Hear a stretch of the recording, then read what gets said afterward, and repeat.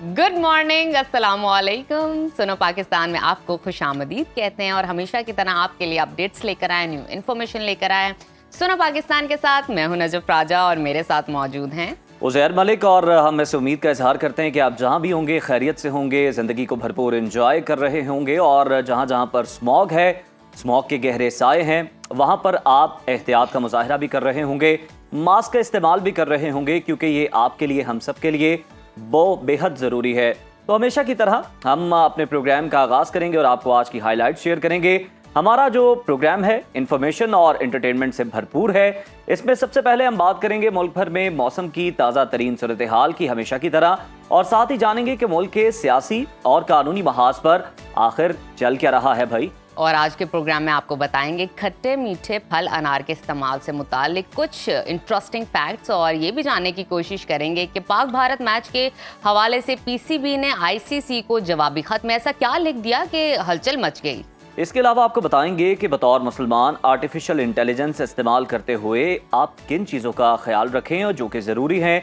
और आज के प्रोग्राम में आपकी मुलाकात भी करवाएंगे ख़ास मेहमान से, शाम 84 घराने से ताल्लुक़ रखने वाले एक नौजवान गुलकार से, और साथ ही साथ ये जानने की भी कोशिश करेंगे कि किसी भी शादी को कामयाब बनाने में सास का किरदार कितना अहम है। तो उसके लिए आपको देखना होगा सुनो पाकिस्तान कंप्लीट प्रोग्राम। और अगर कोई मिस हो जाता है तो आप सोशल मीडिया अकाउंट्स पे जाइए, यूट्यूब इंस्टा को फॉलो कीजिए, सब्सक्राइब कीजिए, वहाँ पे कमेंट दीजिए, अपनी राय से का इजहार कीजिए, हमें बताइए क्या आपको अच्छा लगा। लेकिन इसमें शर्त ये है कि अगर आपसे मिस हो जाता है, कोशिश करें आपने मिस नहीं करना। हाँ, लेकिन दोबारा रिपीट में भी देख सकते हैं। ये हम रस्मन कह रहे हैं, हाँ आप रिपीट में देख सकते हैं बिल्कुल, लेकिन कोशिश करें कि आप हमारे साथ ही जुड़े रहा करें।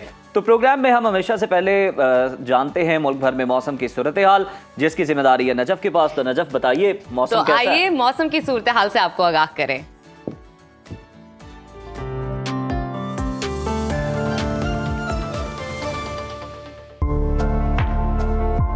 मुल्क के बेशतर इलाकों में मौसम खुश्क, जबकि पहाड़ी इलाकों में सर्द रहेगा। गिलगित बल्तिस्तान, बलाई खैबर पख्तूनख्वा में मतला पर आलूद रहने के साथ साथ चंद मकामात पर बारिश और पहाड़ों पर बर्फबारी हो सकती है। खैबर पख्तूनख्वा के मैदानी अजला और पंजाब के ज्यादातर इलाकों में स्मोक का राज बरकरार रहेगा। मुख्तलिफ शहरों में मौसम की क्या सूरत हाल है, आइए जानते हैं। सबसे पहले बात करते हैं आज़ाद फिजाओं की सरजमीन गिलगित बल्तिस्तान की, जहां दिन भर बादलों का राज रहेगा। गिलगित में आज ज्यादा से ज्यादा दर्जा हरारत 18 और कम से कम 8 डिग्री रहने का इम्कान है। स्कर्दू की बात कर लेते हैं। वहां पर ज्यादा से ज्यादा टेम्परेचर 14 और कम से कम 4 डिग्री रहने की तवक्को है। मौसम का हाल बताने वालों ने आइंदा 24 घंटों के दौरान गिलगित बल्तिस्तान में चंद मकामात पर बारिश और पहाड़ों पर बर्फबारी की पेशगोई की है। इंतजामिया की जानिब से शहरियों को एहतियात बरतने की हिदायत की गई है। अब जन्नत नजीर वादी आजाद कश्मीर का रुख करते हैं। आपको बताते हैं जहां मतला अबर आलूद रहेगा। दारुल हुकूमत मुजफ्फराबाद में ज्यादा से ज्यादा दर्जा हरारत 25 और कम से कम 10 डिग्री रहने की तवक्को है। महकमा मौसमियात के मुताबिक आइंदा 24 घंटों के दौरान आजाद कश्मीर में मौसम सर्द और मतला अबर आलूद रहेगा। और अब आगे बढ़ते हैं, नजर डालते हैं खैबर पख्तूनख्वा पर, जहां सूरज और बादलों के दरमियान सारा दिन आंख मचोली जारी रहेगी। फूलों के शहर पेशावर में ज्यादा से ज्यादा दर्जा हरारत 26 और कम से कम 13 डिग्री रहने की तवक्को है। पाकिस्तान के स्विट्जरलैंड की बात कर लेते हैं, यानी कि सवात की। वहां पर ज्यादा से ज्यादा टेम्परेचर 24 और कम से कम 10 डिग्री रहने का इम्कान है। महकमा मौसमियात ने आइंदा 24 घंटों के दौरान चित्राल, दीर, सवात, बटग्राम और कोहिस्तान में बारिश और पहाड़ों पर बर्फबारी का इम्कान जाहिर किया है।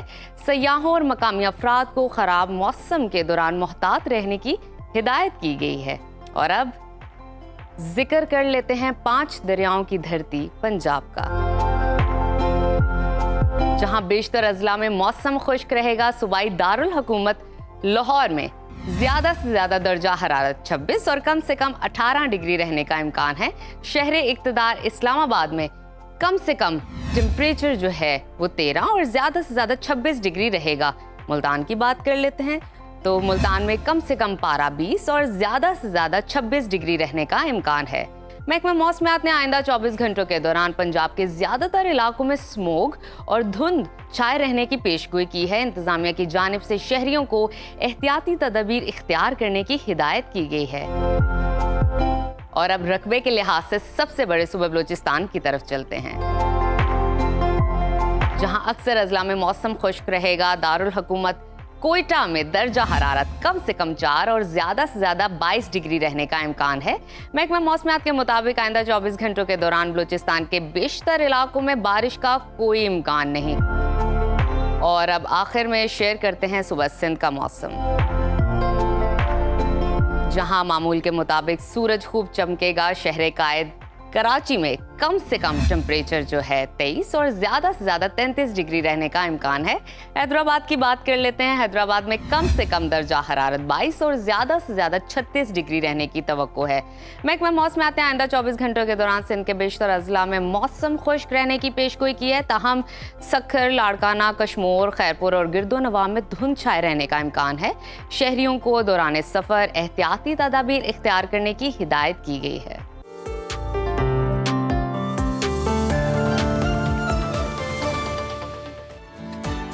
आपने मौसम की सूरत हाल जानी। प्रोग्राम में आगे बढ़ेंगे और बात करेंगे मुल्की हालात की। तो आपको बताते हैं सियासत के हवाले से सियासी और कानूनी माहौल में गर्मा गर्मी जारी है।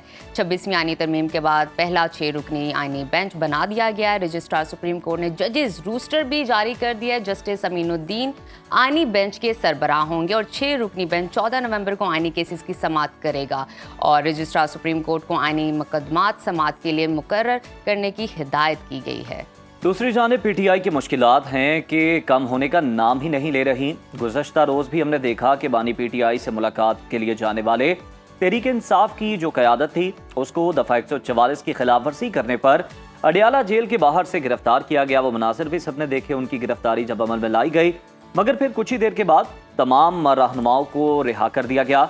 ऑपोजिशन लीडर उमर अयूब ने रहनुमाओं की गिरफ्तारी पर IG police Punjab, IG jail खाना जात और दीगर को बर्खास्त करने का मुतालबा किया है। उधर वजीर आला खैबर पख्तूनख्वा अली अमीन गंडापुर ने दावा किया है कि अब एहतजाज की तैयारियां मुकम्मल हैं। फाइनल कॉल आने वाली है। बानी पीटीआई खुद एहतजाज की कॉल देंगे और पूरी कौम सड़कों पर होगी। मगर राना सनाउल्लाह कहते हैं कि अब बानी की कॉल पर लोग जो हैं बाहर नहीं निकलेंगे। ये तो खैर वक्त ही बताएगा कि लोग बाहर निकलेंगे या नहीं, लेकिन उससे भी ज़्यादा ज़रूरी है कि कॉल दी कब जाती है, एहतजाज का लाहे-अमल क्या होता है, हिकमत अमली क्या इख्तियार की जाती है। इससे पहले हमने देखा कि जो तारीख दी गई थी 9 नवंबर की, सवाबी में जलसा था तो वहाँ पर सब इंतज़ार करते रहे। हमारी नज़रें भी वहाँ पर थी कि शायद किसी डेट के बारे में अनाउंस कर दिया जाए स्टेज से, लेकिन इस तरह का कोई ऐलान सुनने को नहीं मिला। खैर, इसी तमाम तर सूरत हाल पर बात करने के लिए हमें ज्वाइन किया है सीनियर तज्जियाकार सजाद मीर साहब ने। सर, आपको खुश आमदीद कहते हैं। ये बताइएगा कि बानी पीटीआई की एहतजाज के लिए 9 नवंबर की जो डेट थी वो गुजर गई, अब फाइनल कॉल आखिर कब आ सकती है और वो आखिर इंतजार किस चीज का कर रहे हैं?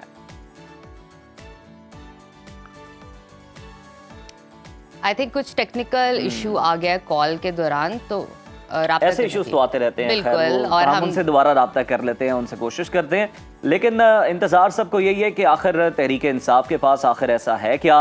दूसरी जानिब लोगों की दिलचस्पी इसलिए भी ज्यादा बढ़ गई है क्योंकि वज़ीर आला KP अली अमीन गंडापुर जो हैं उनकी जानिब से तुंदो तेज जो बयानात हैं वो दिए जाते हैं, इनकलाब की वो बातें करते हैं, कहते हैं कि अमलामती तौर पर सर पर कफर बांध कर निकलेंगे। तो अब कब निकलेंगे? सजाद मीर साहब ने मैं ज्वाइन कर लिया, उनसे जानते हैं। सजाद मीर साहब, आखिर कब तक ये तहरीक इंसाफ की जानिब से एहतजाज का ऐलान कर दिया जाएगा? इतना डिले क्यों है? किस चीज़ का इंतजार है? असल में ये एहतजाज का ऐलान करने का मकसद ये है कि इस वक्त पार्टी चीफ जो है फ्रस्ट्रेशन की इंतहा पे पहुंच चुके हैं। उन्हें लगता है कि कोई मुज़ाकरात नहीं हो रहे, उन्हें लगता है कि उनकी रहाई के लिए उनकी पार्टी की सरगर्म अमल नहीं हो रही। उन्होंने अपनी बीवी को, अपनी बहनों को रहा करा के अंडरस्टैंडिंग करके ये देख लिया कि शायद वो पार्टी को लीड कर सके, लेकिन पता चला कि वो लीड नहीं कर पा रही। तो जितनी गिदर बबकियाँ थी अली अमीन गंडापुर वो दे चुके हैं और जितनी कानूनी ज़बान थी वो उनके अली जफ़र या दूसरे लोग इस्तेमाल कर चुके हैं, लेकिन बात बनती दिखाई देती नहीं है।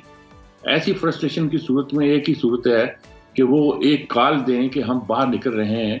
ये भी अभी तक तो गिदर बबकी है, क्योंकि जब कॉल देंगे और बाहर नहीं निकलेंगे तो मतलब है कि उनका जितना पूरा प्लान है फिजर आउट हो जाता है। जैसे कि वो बाहर निकले थे आर्मी चीफ के तकर्रुर को रुकवाने के लिए, उन्होंने पिंडी के दौरा किया फजाई दौरा किया और जलसा करने के लिए नीचे आए भी, लंगड़ाते हुए, जख्मी थे बकौल उनके, और उसके बावजूद भी जलसा करने आए। लेकिन इतना नहीं था कि आर्मी चीफ की तकरीर रुकवा सकते। तो वो इस सूरत से बचना चाहते हैं, और उनका ख्याल है, अगर ये ख्याल किसी का भी है कि इस तरह की किसी एहतजाज से, प्रोटेस्ट से, लोगों के इकट्ठे होने से वो किसी को रहाई दिला सकते हैं, तो मेरे ख्याल में वो गलती पर है। और जबकि वो बराह रास्त टक्कर ले रहे हैं आर्मी चीफ के साथ, ये उनकी टक्कर हुकूमत के साथ नहीं है, एस्टेब्लिशमेंट के साथ है। अच्छा, एस्टेब्लिशमेंट के साथ ही नहीं है, बल्कि इमरान खान और मुनीर के दरमियान एक टक्कर क्या है, उनके पास जब वो ISI चीफ थे, वो तमाम मालूमात आ गई थी जो उन्होंने उनको पेश कर दी। एक वजीर आजम के तौर पर बताया कि तुम्हारे घर में खुरा जाता है, जिसे कहते हैं पंजाबी में, कि सारी वहां से हो रही है। उस पर खुश होने के बजाय कि मेरे चीफ ने मेरी सारी बात बता दी है, उसके बजाय उन्होंने उनको कहा कि इसको अगले दिन ही बदल दिया जाए। बिल्कुल ठीक। वो बदले गए, फिर आर्मी चीफ बनने के लिए हमने रुकावट डाली। तब जब ये सारी काम आपने हेड ऑन प्रिजन किया हुआ है, तो आप किस बात की तवक्को करते हैं? सज्जाद साहब, आप बिल्कुल ठीक कह रहे हैं, आपका पॉइंट हमें समझ आ गया है। ज़रा इस हवाले से भी हमें आगाह कीजिएगा, तहरीक इंसाफ की सीनियर क़यादत को बानी PTI से मिलने की इजाज़त क्यों नहीं दी जा रही? आपको क्या लगता है इसके पीछे क्या मामला है, क्या वजह है? इजाज़त किस चीज़ की इजाज़त? मिलने की इजाज़त। वो कैद है, मुजरिम है, उन पर सजा हुई है, वो जेल के अंदर है, उन पर मुकदमा चल रहे हैं, कानून अख्तियार किया हुआ, उन्हें किस चीज की इजाजत मिलनी चाहिए? लोग उनको मिलते हैं, जाके मिलते हैं, अपने मुकदमा सुनाते हैं, और किस कैदी को ये सहूलतें हासिल है? कोई ऐसा कैदी आसमान से उतरा हुआ है कि उसकी पार्टी की मीटिंगें अंदर होती हैं, वो फैसला करता है कि पार्टी क्या करेगी, जलसा करेगी, जुलूस करेगी या रैली करेगी, या उसकी पार्टी कहाँ जलसा करेगी, कहाँ नहीं करेगी, कब पोस्टपोन करेगी, कब पोस्टपोन नहीं करेगी। इतनी सहूलतें देने के बावजूद भी, और उनको देसी मुर्गी की पका के खिलाई जाती है देसी घी में, बड़ा शौक है ना उनको, बस ये सारी बातें उनको मिल रही हैं। तो अब आप क्या चाहते हैं? साइकिल मिली हुई है, वर्जिश कर लें, ये सारी चीजें कहीं कहाँ लिखी हुई है कि आपको ये हासिल होगी? वो सब हासिल है, आम कैदियों को हासिल नहीं है। और क्या चाहिए उन्हें? और क्या मांग रहे हैं उन्हें? क्या चीज उनको नहीं दी जा रही जिसकी वो तवक्को कर रहे हैं उनको दी जाएगी?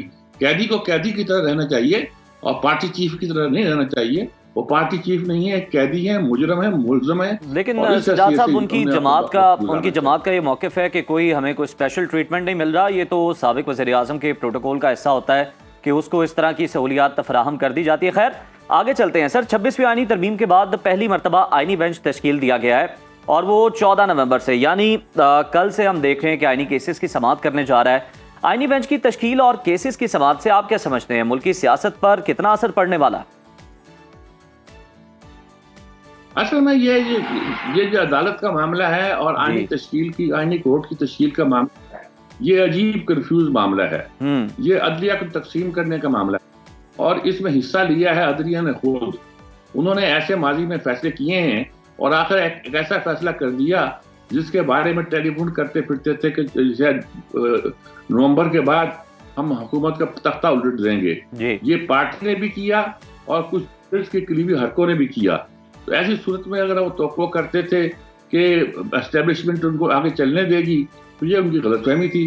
चुनाचे तितर बितर करके रख दिए अदलिया को। मैं नहीं कहता कि ठीक हुआ है, लेकिन मेरा ख्याल में इस सूरत हाल में जो पैदा की गई थी और जिसे पैदा करने में अदलिया का अपना बहुत बड़ा हाथ है, उस सूरत हाल में यही होना था, और ये कोई अच्छा नहीं हुआ है। और इसके नतीजे के तौर पर कोर्ट जो है डिवाइड हो गया है।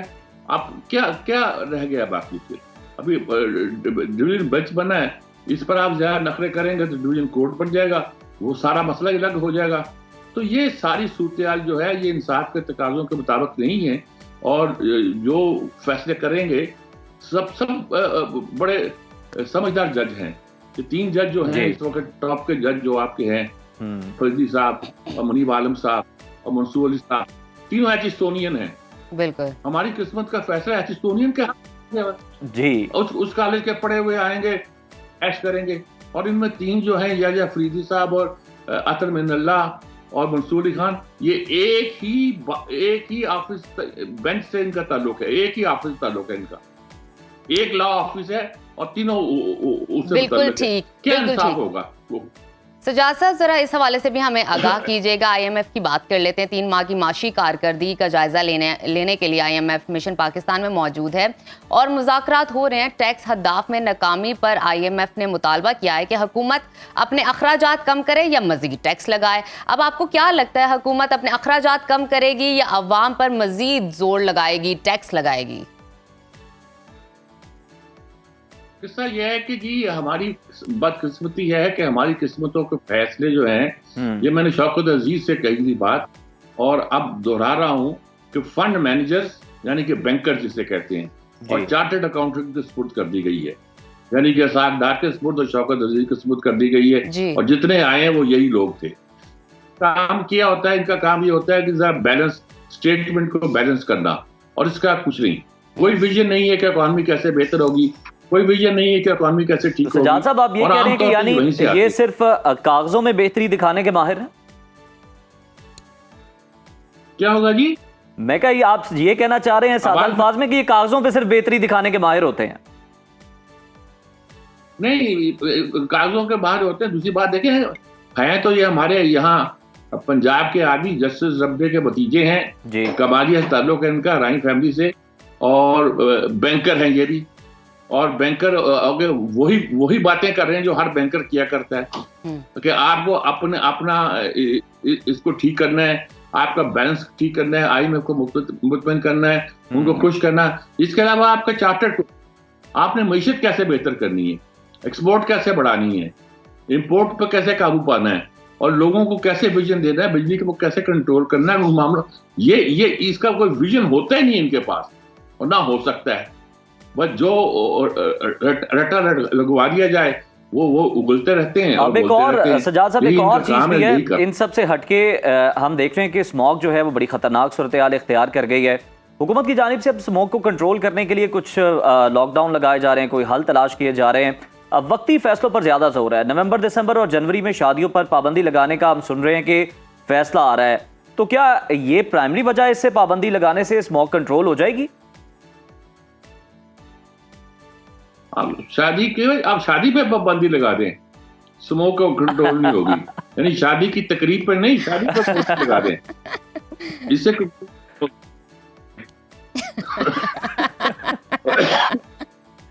सर आप पे भी, सजाद साहब आप पे भी स्मोक के असरात नजर आ रहे हैं हमें। आप भी खांस रहे हैं। अवाम मजीद खफा हो जाएगी अगर शादियों पे लगी पाबंदी। वो कह रहे हैं यही तो तफरी है, हम कुछ फैमिली फंक्शंस पे चले जाते हैं और इसी तरह से कर लेते हैं, और हमारे पास क्या तफरी है। ठीक बात है, लेकिन जो बातें करने वाली हैं, अभी 1 महीना पहले तो मरियम नवाज बड़ी तकरीर कर रही थी कि हमने इंतजाम कर दिया, हमने ये कर दिया, वो कर दिया। हमें पता था कि इंटरनेशनल फंड्स आए हैं, वो इस्तेमाल होने अब। लेकिन ये कि आपको कई साल लगेंगे इस बात मसले पर काबू पाने के लिए, तरीके से अब काबू पाइए। कल मैं एक अंदरूनी कहूँगा, अंदरूनी सुबह एक सफर से वापस आया था और जगह जगह मैंने खलियान जलते देखे हैं। चावल जा रहे हैं इसलिए कि खेत अगली फसल के लिए काबू पाए जाए। उसका कोई मॉडर्न तरीका नहीं हमने बनाया ना। बिल्कुल सजाद साहब, मुझे भी सफर करने का पिछले दिनों इत्तेफाक हुआ और मैंने भी इसी तरह के मोटरवे पे जाते हुए मनासिर देखे जिस तरह के आपने देखे, और फिर वहां पर हमारे ज़हन में ये सवाल पैदा होता है कि शहरों पे तो बड़ा जोर है गवर्नमेंट का, मार्केटें बंद करवा रही हैं सारी चीजें, लेकिन इधर भी तो तवज्जो कीजिए जनाब। असल मसला ये है, जो देर पा हल आपने तलाश करना है वो यहाँ से हो सकता है, आप दूसरी जगहों पे तो वक्ती जो है वो उसका हल तलाश कर रहे हैं जिसका कोई ज्यादा फायदा नहीं है।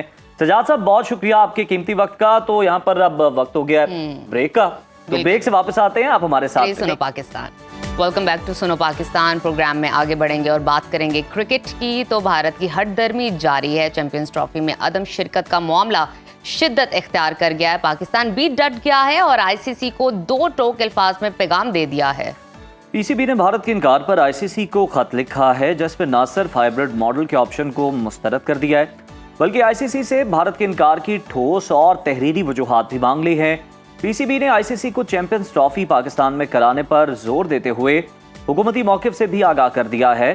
पाकिस्तान के खत पर आईसीसी में अब हलचल मच गई है और वो भी सख्त परेशानी के आलम में है, क्योंकि अब आईसीसी का कड़ा इम्तिहान यहाँ से शुरू हो गया है। जी हाँ, और अब आईसीसी के पास 3 ऑप्शंस हैं। पहले तो वो भारत को पाकिस्तान में खेलने के लिए राजी करे, दूसरा ये है कि भारत की जगह किसी और टीम को मेगा इवेंट में शामिल करे, और तीसरा ऑप्शन ये है कि अगर आईसीसी टूर्नामेंट को पाकिस्तान से बाहर मुंतकिल करता है तो उसकी जो ठोस वजूहात है उनको देनी पड़ेगी। इस वक्त आईसीसी के लिए एक चैलेंजिंग सूरत हाल है कि वो किस तरह ये मामले को हल करती है। दूसरी जानिब हम देख रहे हैं कि भारतीय मीडिया ने यह प्रोपेगेंडा शुरू कर दिया है कि अगर पाकिस्तान हाइब्रिड मॉडल के लिए राजी नहीं होता तो इससे इवेंट की मेजबानी वापस ले ली जाएगी और चैंपियंस ट्रॉफी को साउथ अफ्रीका मुंतकिल कर दिया जाएगा। चैंपियंस ट्रॉफी का ये मामला आखिर क्या रुख इख्तियार करेगा, ये ऊंट किस करवट बैठेगा और आईसीसी इस इम्तिहान से कैसे निकल पाएगा, इसी पर बात करने के लिए हमारे साथ मौजूद हैं पीसीबी के साबिक चेयरमैन खालिद महमूद साहब। Sir, welcome to Suno Pakistan. ये बताइएगा कि चैंपियंस ट्रॉफी से मुतालिक जो भारतीय हठधर्मी है, इस पर जो पाकिस्तान ने बड़ा जबरदस्त मौकिफ दिया है, वो कितना मजबूत है, आप इससे कितने मुतमईन हैं और क्या आप समझते हैं कि ये ठीक रद्द-ए-अमल है, ऐसा ही होना चाहिए था? बहुत शुक्रिया। मैं आपके सवाल का बराह रास्त जवाब देने से पहले थोड़ी सी वजाहत आपके सुनने वालों के लिए करना चाहता हूँ कि आईसीसी को एक बड़ी कोई कुव्वत और बड़ी ताकतवर अदारा बनाकर पेश किया जा रहा है। नहीं, ऐसी बात नहीं है। आईसीसी 9-10 जो मेंबर मुल्क हैं उनकी एक जो नुमाइंदा बॉडी है वो है, यानी सारे मुल्कों के सरबराह उसके डायरेक्टर्स होते हैं और वही आईसीसी है। तो इसलिए आईसीसी में कोई इतनी ऐसी ताकत नहीं है कि जिसके ज़ोर पे वो किसी मुल्क को किसी चीज़ पे भी कायल कर सके, और ख़ास तौर पे हिंदुस्तान जैसा मुल्क जिनका आईसीसी में बड़ा असर रसूख है। यानी आईसीसी में असर रसूख से मुराद ये है कि उनकी दूसरे जो मेंबर ममालिक हैं उनके साथ बड़े अच्छे ताल्लुकात हैं। ऑस्ट्रेलिया के साथ अच्छे हैं, इंग्लैंड के साथ अच्छे हैं। आपको याद होगा कि इसी से बिग 3 का फार्मूला भी बना था। छोटे मुल्क तो उनके आगे बोल ही नहीं सकते, जैसे बांग्लादेश है, श्रीलंका है, जिम्बाब्वे है। तो इसलिए आईसीसी का जो तसव्वुर है वो हमारे क्रिकेट के शायकीन और सुनने वालों के सामने वाज़ेह होना चाहिए। अब आ जाते हैं इस मसले की तरफ जिस पे आप बात कर रहे हैं। आप बिल्कुल ठीक कह रहे हैं कि मोदी सरकार ने एक दफ़ा फिर अपनी ख़राब ज़हनीत का मुज़ाहरा किया है और अपनी कहा है टीम को और क्रिकेट बोर्ड को कि आप वहाँ पे नहीं जाएंगे, और इसकी वजह कोई नहीं दी जाती। ज़ाहिर है वो जब आपस में इस मामले में पैगामात एक्सचेंज होते हैं तो कभी बलूचिस्तान में किसी वाक़े का हवाला होता है या कुछ और होता है, लेकिन असल में बात यह है, और ये भी समझनी चाहिए हमारे लोगों को, कि असल में बात यह है कि मौजूदा जो मोदी सरकार है वो हर तरीके पे उसके 2 निशाने हैं पाकिस्तान के बारे में। एक तो ये है कि वो पाकिस्तान को बदनाम करना चाहती है, सारी दुनिया में बदनाम करना चाहती है।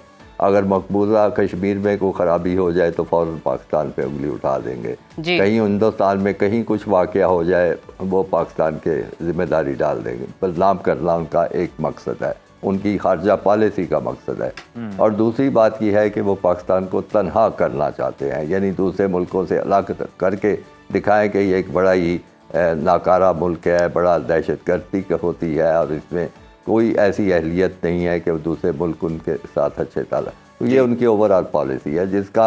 और तीसरी बात ये नोट करने वाली है कि सारी दुनिया में एक असूल माना जाता है कि सियासत को और खेलों को अलग रखा जाए। ओलंपिक्स का भी यही कानून है, हर जगह ही है, लेकिन वो इसको खेलों को एक क्रिकेट जैसा खेल जो कि दोनों मुल्क के अवाम जिसके बड़े शौकीन हैं उस खेल को इस्तेमाल करके पाकिस्तान को बदनाम भी कर रहे हैं और तनहा भी कर रहे हैं। इसीलिए वो कहते हैं कि हम टीम नहीं भेजेंगे, जबकि यहाँ पे सूरत हाल उससे बिल्कुल मुख्तलिफ है।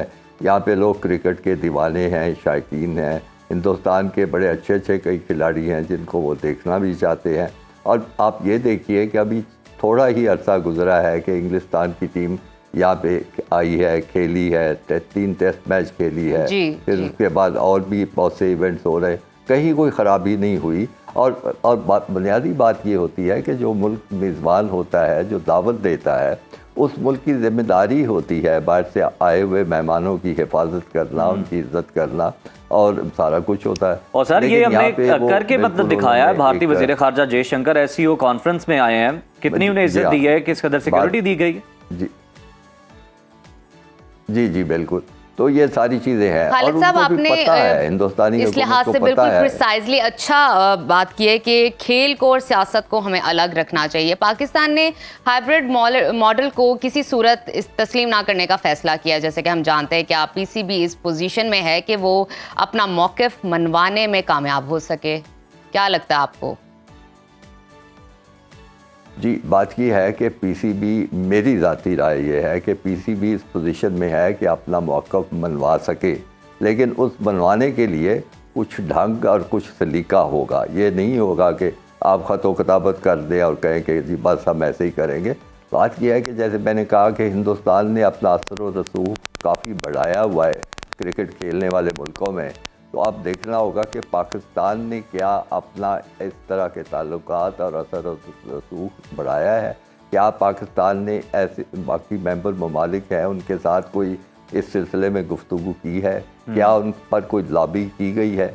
हमने तो इसमें कुछ भी नहीं किया। यानी कितनी अफसोस की बात है कि काफ़ी अरसे से जो इंडियन मीडिया है वहाँ पे इस किस्म की खबरें शाया करवाई जा रही थी कि इंडिया की टीम पाकिस्तान नहीं जाएगी। ये आज की बात नहीं है, महीने 2 से ये बात चल रही थी जी। तो आप ये सोचिए कि पाकिस्तान को उस वक्त अलर्ट नहीं होना चाहिए था, चौकन्ना नहीं होना चाहिए था। अभी 2-3 महीने पहले आईसीसी की मीटिंग हुई सब आपने बड़ी अहम बात की कि मीडिया के जरिए, जैसे हम गोदी मीडिया की टर्म यूज की जाती है जो कि मोदी की जुबान बोलता है, अभी भी हम देख रहे हैं कि भारतीय मीडिया प्रोपेगेंडा कर रहा है कि अगर Pakistan champions trophy hybrid model के तहत नहीं खेलता तो इस टूर्नामेंट की मेजबानी वापस ले ली जाएगी। एक तो ये भी बताइएगा कि हम इसको काउंटर क्यों नहीं कर रहे इस बयानी को, और क्या वो जो प्रोपेगेंडा किया जा रहा है ऐसा मुमकिन भी है?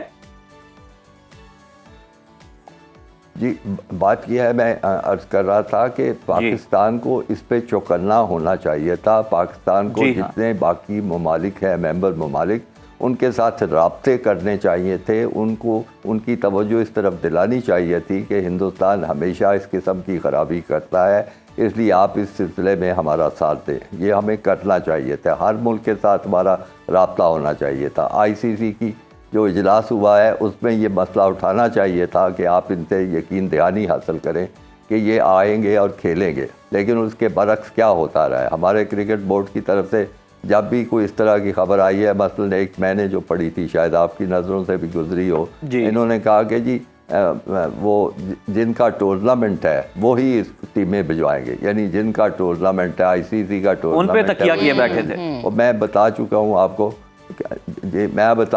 कि आईसीसी कोई ऐसा हुकूमत, कोई बड़ी बाख्तियार अदारा नहीं है। सब मेंबर ममालिक की एक बैठने की एक बॉडी है जिसका नाम है। तो उन्होंने कहा जी वो भिजवाएंगे। उसके तो उस वक्त ऐसा करने की बजाय हमें चौकन्ना होना चाहिए था। आईसीसी के इजलास में ये बात उठानी चाहिए थी। अब भी हम देर कर रहे हैं। अभी हमें चाहिए, अच्छा, यानी अभी भी वक्त बाकी है हमारे पास। में एक प्रोविजन मौजूद है जिसमें एक्स्ट्राऑर्डिनरी गैर मामूली मीटिंग जो है वो बुलाई जा सकती है। अगर पाकिस्तान 5 ममालिक को अपने साथ मिला ले और रिक्विजिशन करे आईसीसी का इजलास और उसमें बैठे और बाज़ाब्ता ये मसला उठाया जाए कि देखें ये हर दफ़ा ये ऐसा करते हैं, आप इनका कोई सद्देबाब करें। ठीक है खालिद साहब, अगर ये सिचुएशन ऐसी क्रिएट हो जाती है कि भारत पाकिस्तान नहीं आता और पाकिस्तान भी किसी सूरत हाइब्रिड मॉडल को तस्लीम नहीं करता, तो फिर आईसीसी के पास क्या ऑप्शन रह जाएगी? किस तरह की सिचुएशन मजीद क्रिएट होगी? जी, मैं उसके बारे में अर्ज करता हूँ। पहले तो आईसीसी के मेंबर ममालिक को एक पैगाम देना चाहिए। देखिए, पाकिस्तान इंडिया मैच की बहुत बड़ी एक हैसियत है जी। सिर्फ इंडिया की नहीं है एक हैसियत, पाकिस्तान इंडिया मैच की हैसियत है। इस वजह से कि मसलन कोई टूर्नामेंट हो उसमें अगर जितने सारे बाकी के मैचेस हैं उनकी जितनी आमदनी होगी, फ़र्ज़ कीजिए $15 मिलियन है, $20 मिलियन है, अकेले एक मैच पाकिस्तान इंडिया की जो आमदनी होती है वो उन सब मैचेस से ज़्यादा होती है, $15-20 मिलियन। ये एक बहुत बड़ा पाकिस्तान के पास मौसर दलील है और हथियार है कि अगर ये मैच नहीं होता तो आईसीसी की आमदनी जो है वो सिफर हो जाएगी, यानी ये जो टूर्नामेंट है ये नुकसान और घाटे में जाएगा। ये अगर उनको बताया जाए तो वो सारे मुल्क जो हैं उनको पैसों की ज़रूरत है, वो पैसे की उनको तलब है। हत्ता कि ऑस्ट्रेलिया और इंग्लैंड जैसे अमीर ममालिक जिनकी क्रिकेट में के पास पैसा है उनको भी पैसे की ज़रूरत है, और उनकी निस्बत अगर देखा जाए तो वेस्ट इंडीज़ बिल्कुल उनके पास फंड्स नहीं है, जिम्बाब्वे के पास कुछ भी नहीं है, श्रीलंका की भी यही हालत है, बांग्लादेश में भी इसी तरह की सूरत। तो इन सब मुल्कों को बताया जाए कि भाई अगर आप हिंदुस्तान का साथ देते हैं और हिंदुस्तान पे दबाव नहीं डालेंगे तो आपके क्रिकेट की फंडिंग बिल्कुल ख़त्म हो जाएगी। पाकिस्तान इंडिया मैच होना, ये तो आपके पास एक दलील और मौसर हथियार है। बाकी अगर वो सब करने के बावजूद भी नहीं मानते तो फिर उसका जवाब यही है कि पाकिस्तान को रेड लाइन एक ड्रॉ करनी पड़ेगी, पाकिस्तान को अपने बात पे असूली मौक़िफ़ पे कायम रहना होगा। बिल्कुल ठीक है, अभी तक तो पाकिस्तान का मौक़िफ़ ठीक है, लेकिन मज़ीद जो ममालिक हैं उनकी हिमायत भी हासिल करनी चाहिए पाकिस्तान को, जो कि आपका नुक्ता है कि कम से कम 5 ममालिक तो हों। बहुत शुक्रिया आपका खालिद महमूद साहब, आप हमारे साथ और तज्ज़िया दे रहे थे इस बात पर कि अब आईसीसी क्या करेगा और पाक भारत मैच जो है वो हो पाएगा या नहीं, क्या ब्रेक थ्रू होगा इसका तो हम सबको इंतजार है। हम आपको इससे मुताल्लिक आगाह भी करेंगे, लेकिन अभी हम ब्रेक शामिल करते हैं। तो देखते रहिए सुनो Pakistan. Welcome back to Suno Pakistan. आज की तेज़ रफ्तार और मसरूफ़ ज़िंदगी में ज़ाती सवारी होना बहुत ज़रूरी है। गरीब तबका तो मोटरसाइकिल पर कहीं ना कहीं गुजारा कर ही लेता है, मगर मुश्किल होती है मुतवसत और जो मिडिल क्लास लोगों के लिए कि उनके लिए गाड़ी रखना बहुत ज़रूरी है। पिछले साल की रिपोर्ट के मुताबिक पहले तो 20 लाख के अंदर गाड़ी आ जाया करती थी, लेकिन अब वो डबल हो चुकी है। और एक रिपोर्ट आपके साथ शेयर करें जो कि पाकिस्तान ऑटो मैन्युफैक्चरर एसोसिएशन की है, जिसके अदाद-ओ-शुमार के मुताबिक गुज़िश्ता माली साल में कई गाड़ियों की फरोख्त में 53% कमी आई है, और जो पिछले 20 साल की कमी कम तरीन सतह पर थी। तो इसलिए बहुत सारे लोग उज़ैर जो है नई गाड़ियां नहीं खरीदते, बल्कि सेकंड हैंड गाड़ियों की तरफ जाते हैं कि उसके हालात भी अच्छे हों और इस्तेमाल में भी अच्छी हो। देखा है कि बहुत से प्लांट्स बंद हुए, बड़ी गाड़ियां बनाने वाले जो कंपनी हैं उन्होंने अपने प्लांट्स बंद किए, प्रोडक्शन कम कर दी और अपना जो स्टाफ था उसको ले ऑफ किया। खैर, महंगाई की वजह से आजकल मुल्क में इस्तेमाल शुदा गाड़ियों का जो रुझान है वो बहुत ज़्यादा बढ़ गया है, और लोग अब नई के मुकाबले में हम देख रहे हैं कि पुरानी गाड़ियों की खरीदारी में ज़्यादा दिलचस्पी लेते हैं, और पिछले 2 बरसों से पुरानी गाड़ियों की खरीदो फरोख्त में मुसलसल इजाफा देखने में आ रहा है। तो यहाँ सवाल ये पैदा होता है कि मार्केट से सेकेंड हैंड गाड़ी अगर आपने खरीदनी है तो ऐसा क्या करें कि आपको गाड़ी भी ठीक मिल जाए और धोखाधही और फ्रॉड का सामना भी ना करना पड़े। ये बड़ा आपका अच्छा सवाल है। तो नाजरीन की रहनुमाई के लिए हमने डोगर शोरूम्स का विजिट किया, बता दीजिए और इसी सवाल की तलाश में, हाँ जी, मैंने विजिट किया खास तौर पे, और वहां पर हमने ये तमाम जो सवालात हैं इनके जवाब तलाश करने की कोशिश की। तो आइए देखते हैं वहां से हमें क्या रहनुमाई, क्या मालूमात हासिल हो। So let's have a look.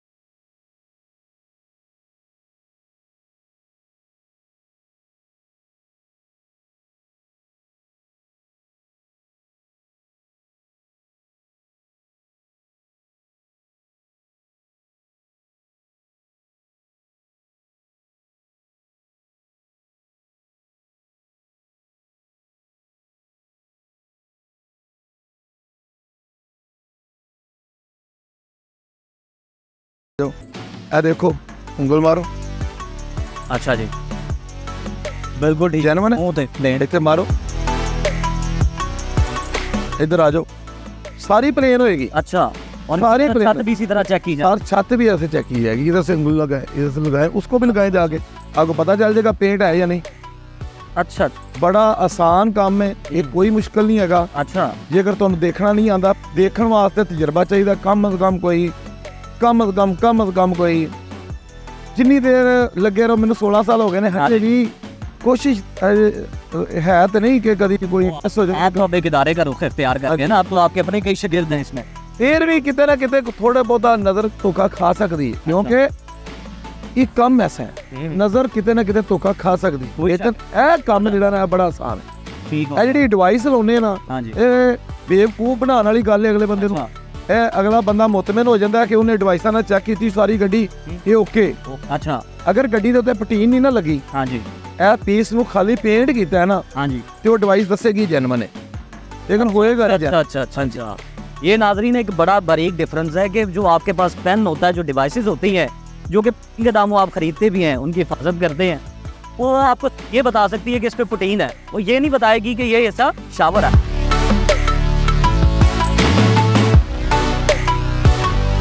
ਅਗਲਾ ਮਰਹਲਾ ਹੈ ਇੰਜਨ ਚੈੱਕ ਕਰਨਾ ਗੱਡੀ। इंजन चेक करना है सब तो ज़रूरी है। ਇੰਜਨ ਸਭ ਤੋਂ ਜ਼ਰੂਰੀ ਹੈ। ਉਹਦਾ ਕਿਸ ਤਰ੍ਹਾਂ ਚੈੱਕ ਕਰਨਾ ਹੈ? ਉਹ ਇਸ ਤਰ੍ਹਾਂ ਚੈੱਕ ਕਰਨਾ ਹੈ ਕਿ ਤੁਸੀਂ ਗੱਡੀ ਨੂੰ ਸਟਾਰਟ ਕਰੋ, अच्छा, ਉਹਦੀ ਗੇਜ ਕੱਢੋ, ਜਿਹਦੇ ਨਾਲ ਮੋਬਾਈਲ ਚੈੱਕ ਕਰੀਦਾ ਪੂਰਾ ਹੀ ਲੱਗਾ। ऑयल चेक करो था। ਉਹਨੂੰ ਗੇਜ ਨੂੰ ਕੱਢੋ, ਇਹ ਕੱਢੋਗੇ ਵਿੱਚੋਂ ਬਲੋ ਮਾਰੇਗੀ ਗੱਡੀ, अच्छा, ਬਲੋ ਮਾਰੇਗੀ। बिल्कुल ठीक। ਫਿਰ ਉਹਦਾ ਢੱਕਣ ਖੋਲੋ, ਨਹੀਂ ਮਾਰਦੀ ਉਹਦਾ ਢੱਕਣ ਖੋਲ ਦਿਓ, ਇੰਜਨ ਦਾ ਢੱਕਣ ਖੋਲ ਦਿਓ।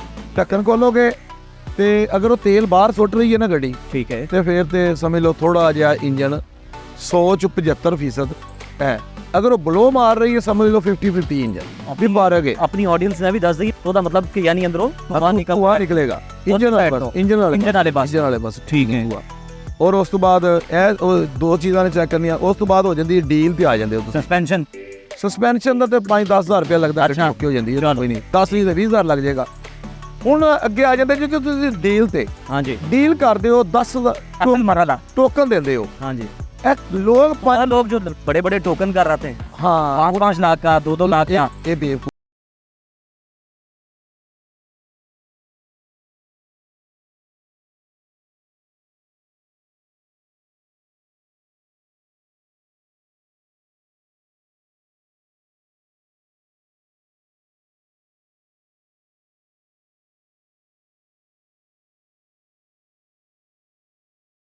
ਲੈ ਜਾਂਦਾ, ਨਹੀਂ ਤਾਂ ਤੇਰਾ ਦਿਲ ਕਰਦਾ ਤੂੰ ਜਿੱਥੇ ਵਿਕਦੀ ਵੇਚ ਲਾ। यानी जल्दबाजी ना करें। मैसेज डॉक्टर साहब का ये कि जल्दबाजी ना करें, छोटा टोकन करें।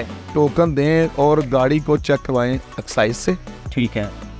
जब आपको टाइम मिल जाएगा ना, हाँ। आप तसल्ली से चेक करवाएंगे, एक्साइज से चेक करवाएं। सरकारी इदारों में तो कोई जो है ना हाथ पकड़ाने को तैयार नहीं होता, आम बंदे को कोई चला जाए आपके तो दर पे भी हाजिरी दे देंगे, लेकिन उनको कौन वहाँ पे एंटरटेन करेगा। 1000 रुपया लेंदे ने, अच्छा, ਤੁਸੀਂ ਜਾਓ, ਪੈਸਾ ਚੱਲਦਾ ਹੈ ਨਾ, ਪੈਸਾ ਦਿਓ, 1000 रुपया ਦਿਓ, ना हकीकत है, लेकिन ये बात ठीक है, डॉक्टर साहब बातें सच्ची करते हैं। ਪੈਸਾ ਦਿਓ ਨਾ ਉਹਨਾਂ ਨੂੰ। 1000 रुपया लगता है, ਉਹ ਤੁਹਾਨੂੰ ਪੂਰੀ ਗੱਡੀ ਦਾ ਪੂਰਾ ਸ਼ਜਰਾ ਕੱਢ ਕੇ ਦੇ। ये जो चंद हजार है इनसे ना घबराया करें, ये आपके लाखों बचाते हैं। ਲੱਖ ਬਚਾਤੇ ਹੈ। ਬੜੀ ਗੱਲ ਕੀਤੀ ਜੇ ਕਿ ਇਹ ਲੋਕ ਹਜ਼ਾਰਾਂ ਨੂੰ ਬਚਾਉਂਦੇ ਨੇ ਤੇ ਲੱਖਾਂ ਕਮਾਉਂਦੇ ਨੇ। हाँ जी। ਇਹ ਲੋਕ ਗੱਡੀ ਨੂੰ CIE ਨਹੀਂ ਚੈੱਕ ਕਰਵਾਉਂਦੇ, ਗੱਡੀ ਟੈਂਪਰ ਲੈ ਲੈਂਦੇ ਨੇ, ਕੱਟ ਐਂਡ ਵੈਲਡਰ ਲੈ ਲੈਂਦੇ ਨੇ, ਗੱਡੀ ਨੂੰ ਆਪਣਾ ਕਾਗਜ਼ਾਤ ਨਹੀਂ ਚੈੱਕ ਕਰਵਾਉਂਦੇ। तो मेरा ख्याल है फिर अब यहाँ पे तो हमारी काफ़ी गपशप हो गई है डॉक्टर साहब से, गाड़ियों से मुतालिक उन्होंने बताया गाड़ी लेते हुए किन चीज़ों का आम बंदा ख्याल रखे। अब डॉक्टर साहब की कोई जो ज़ाती निजी ज़िंदगी है उसके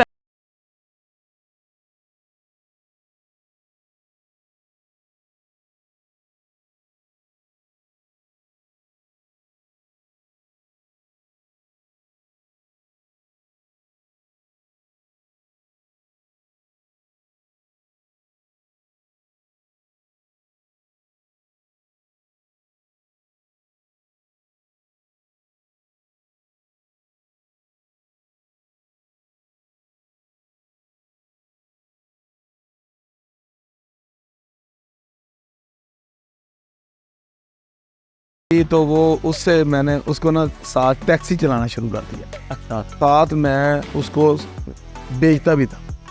ठीक है।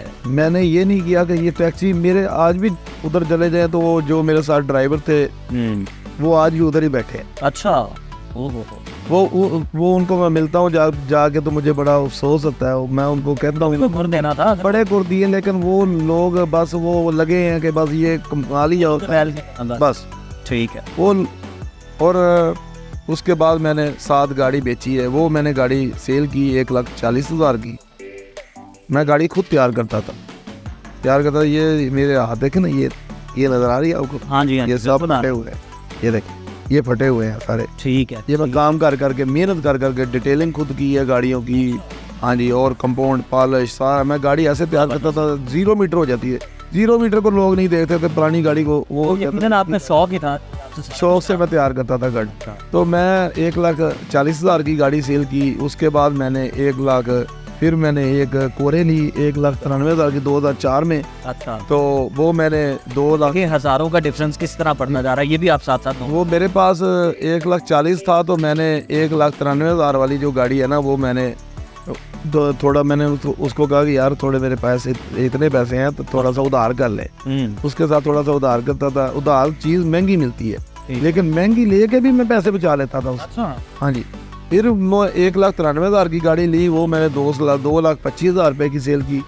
उसको साथ मैंने फिर 2 लाख, ऐसे ही आहिस्ता जो है ना इजाफा होता गया। फिर मैंने मोटरसाइकिलों का साथ शोरूम बना लिया। अच्छा।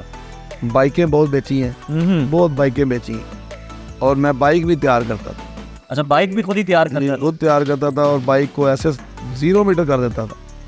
और हर बाइक इतना शौक अनविलिंग तो नहीं करते? नहीं, जब मैं लाहौर आया ना, हाँ जी, उसके बाद मैंने फिर गाड़ियों का, मेरे वालिद साहब नहीं करने देते थे, लेकिन मैंने गाड़ियों, मना क्यों करते थे? वो कहते थे 2 नंबर गाड़ी दे जाएगा, अच्छा, ऐसे हो जाएगा। पैसे हमारे पास नहीं थे। ये जो गाड़ियों वाला काम है ना, इसके लिए पैसों की जरूरत नहीं है। अच्छा। ये लोगों फिर किस तरह शुरू किया? लोगों की सोच है कि ये पैसों की जरूरत है। गाड़ियों का अगर शोरूम बनाना है तो आजकल जो चल रहा है वो आपको बताने लगे हैं। जी बताएं। चल ये रहा है कि ये आप लोग समझते हैं कि ये जो शोरूम है ये बड़ा अमीर आदमी है। हाँ जी, जिसके पास ऐसे तो यही है, तासुर है कि सारी इसकी अपनी है, जाती हैं, इसकी एक गाड़ी भी नहीं होती। तो फिर ये लोगों को मशवरा भी दे दें, जिस तरह आपने पहले भी बात की कि इसके लिए पैसे नहीं चाहिए शोरूम शुरू करने के लिए। इस वास्ते किस तरह शुरू करें वो लोग अपना कारोबार? इस काम वास्ते तजर्बा होना चाहिए, बल्कि इस काम के वास्ते साड़ी गवर्नमेंट को चाहिए कि ਇਹ ਜਿਹੜੇ ਸ਼ੋਰੂਮ ਵਾਲੇ ਨੇ ਨਾ, ਜਿਹੜੇ ਸ਼ੋਰੂਮ ਬਣਾ ਕੇ ਬੈਠਦੇ ਨੇ, ਹਾਂਜੀ, ਇਹਨਾਂ ਨੂੰ ਤਜਰਬਾ, ਇਹਨਾਂ ਨੂੰ गवर्नमेंट कोई बंदे हायर करे। जैसे टेक्निकल इंस्टीट्यूट बने हुए हैं, वहाँ पे कोई कोर्स करवाएं। एक्सरसाइज वाले ने, हाँ जी, जिस तरह एंटी कार लिफ्टिंग वाले ने, इस तरह ਉਹ ਇਹਨਾਂ ਨੂੰ ਟ੍ਰੇਨਿੰਗ ਦੇਣ, ਫਿਰ ਇਹਨਾਂ ਨੂੰ ਇੱਕ ਸਰਟੀਫਿਕੇਟ ਜਾਰੀ ਕੀਤਾ ਜਾਏ, ਕਿਉਂਕਿ ਇਹਨਾਂ ਦੇ ਇਤਮਾਦ ਤੇ ਲੋਕ ਗੱਡੀਆਂ ਲੈ ਰਹੇ ਨੇ ਕਰੋੜਾਂ ਰੁਪਏ ਦੀਆਂ, ਤੇ ਇਹਨਾਂ ਨੂੰ ਇਹ ਬੜਾ ਅਹਿਮ ਨੁਕਤਾ ਹੈ। ਇਹਨਾਂ ਨੂੰ ਗੱਡੀ ਨਹੀਂ ਵੇਖਣੀ ਆਉਂਦੀ, ਇਹਨਾਂ ਨੂੰ ਨਾ ਚੇਸੀ ਵੇਖਣੀ ਆਉਂਦੀ ਹੈ, ਨਾ ਇਹਨਾਂ ਨੂੰ ਬਿਸਕਟ, ਬਾਅਦ ਮਹਿੰਗੇ ਵੀ ਗਲੇ ਪੜ ਜਾਂਦੀ ਹੈ, ਸਰ ਨਾ ਇਹਨਾਂ ਨੂੰ ਡਾਕਵੇ, ਇਹਨੇ ਜੋਗੇ ਕੋਈ ਨਹੀਂ, ਬਾਅਦ 'ਚ ਪੈਸੇ ਦੇਣ ਜੋਗੇ ਕੋਈ ਨਹੀਂ ਹੁੰਦੇ। ਇਹਨਾਂ ਦਾ ਤਾਂ ਨਾ ਘਰ ਕਿਰਾਏ ਦਾ, ਇਹਨਾਂ ਦਾ ਤਾਂ ਘਰ ਵੀ ਕਿਰਾਏ ਦਾ ਤੇ ਸ਼ੋਰੂਮ ਵੀ ਕਿਰਾਏ ਦਾ ਹੁੰਦਾ। ਜਿੱਦਾਂ ਵੀ ਸ਼ੋਰੂਮ ਵਾਲੇ ਨੇ, ਵੇਖੋ ਸਾਰੇ ਬੈਰੀਏ 'ਚ ਰਹਿ ਰਹੇ ਨੇ, ਸਾਰੇ ਰੈਂਟ ਤੇ ਇਹਨਾਂ ਨੇ ਘਰ ਲਏ ਨੇ। ਹੁਣ ਜੇ ਤੁਸੀਂ ਸ਼ੋਰੂਮ ਵੇਖੋ ਤਾਂ ਐਡਾ ਜਨਾਬ ਫਲਾਣਾ ਮੋਟਰ ਤੇ ਫਲਾਣਾ ਮੋਟਰ ਤੇ ਫਲਾਣਾ ਮੋਟਰ, लेकिन खाता कोई नहीं। अच्छा, आप इन्हें जोगे नहीं है, अपने तो बेचारे को। ये तो आप अपनी बरादरी की तल्ख हकीकतें हमें बताया सारा, आज से पहले लोगों को नहीं पता। शुरू तो गल मैं जेन्युइन करना, मेरी आदत है, किसी को बुरी लगती, किसी को अच्छी लगती है, बाकी ये वर्गा काम कोई नहीं। अच्छा, लेकिन ये अगर तुम तजर्बा है ना, तो फिर ये काम करो। ये वर्गा काम कोई नहीं है, ये वास्ते कोई पैसे की जरूरत नहीं, ये वास्ते सिर्फ तुम तजर्बे की जरूरत। मेरे इतने ना इश्तियाक साहब ने, राधिक मोटर वाले मेरे उस्ताद ने, और उन्होंने को मैं काफ़ी कुछ सीखा। किस मार्केट में? अपना जोहर टॉप, वो चेयरमैन है पूरे लाहौर से। अच्छा, ठीक है। मैनू उन्होंने ना, जो मैं आज तो तकरीबन 3 साल 4 साल पहले मैं इतने आया सी लाहौर ननकाना साहब तो मैनू उन्होंने कहा पुत्र अमीर होना चाहना है? मैं कहा हाँ जी। उन्होंने कहा भी एक काम कर, कहता सिर्फ 9 अमीर लोगों से दोस्ती कर लो। अच्छा, 1 साल बाद 10वां अमीर तू होएगा। बात तो गुर की थी। हाँ जी, मैं वाह भी ऐसे मैं फिर मैं ओदी गल, वो किसी दी गल मेरे दिमाग 'च नहीं बहती। वाह दे इश्तियाक साहब ने, जिन्हां दी गल मेरे दिमाग 'च बहती, वो उन्होंने दिल से बात की होगी, बड़ा करदे मशवरा सारो करदे दिल नाल ने गल। गल नहीं हो होंदी, हुण मैं दिल नाल गल्लां करना ते तुहाडे दिमाग 'च बहंदियां ने, जे मैं दिल नाल ना करा ते तुहाडे दिमाग 'च कित्थों बहणियां ने? एवें दुनिया नूं मगर लाई करना, इत्थों करना, इत्थों नहीं करदा, इत्थों नहीं उत्ते करदा, इत्थों करना। तां इन्हां दे मैनू वेख के सौंदे ने ते मैनू वेख उठदे ने, ਹੁਣ ਉਹਨੇ ਮੈਨੂੰ ਕਿਹਾ ਵੀ ਜੇ ਤੂੰ ਫਰਾਡੀਆ ਬਣਨਾ ਚਾਹਦਾ, ਸੋਬਤ ਦਾ ਬੜਾ ਅਸਰ। हाँ जी, कंपनी मैटर करती। ਹਾਂਜੀ, ਜੇ ਤੂੰ ਫਰਾਡੀਆ ਬਣਨਾ ਚਾਹੁੰਦਾ ਹੈ ਤੇ 2 ਫਰਾਡੀਆਂ ਨਾਲ ਦੋਸਤੀ ਕਰ ਲੈ। ਤੀਜੇ ਦਿਨ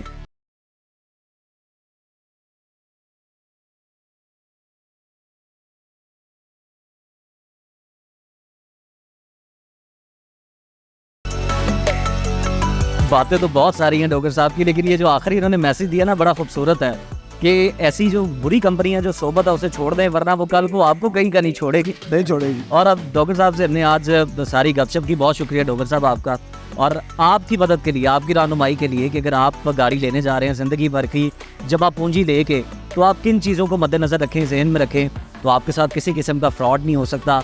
आप एक अच्छी सवारी अपनी और अपनी फैमिली के लिए हासिल कर सकते हैं।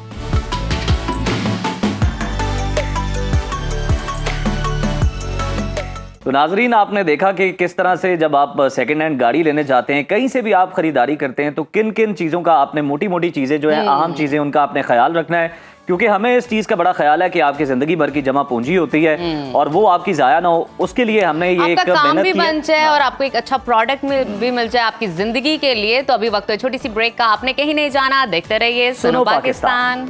Welcome back to Suno Pakistan. नाजरीन, आज हम एक ऐसे फल की बात करने जा रहे हैं जो ना सिर्फ जायके में बेहतरीन है, बल्कि हमारी सेहत के लिए भी किसी खजाने से कम नहीं है। अनार। और इसके बारे में मतलब एक हिंट भी दे देना, एक अनार 100 बीमार। और मैंने बोल भी दिया था।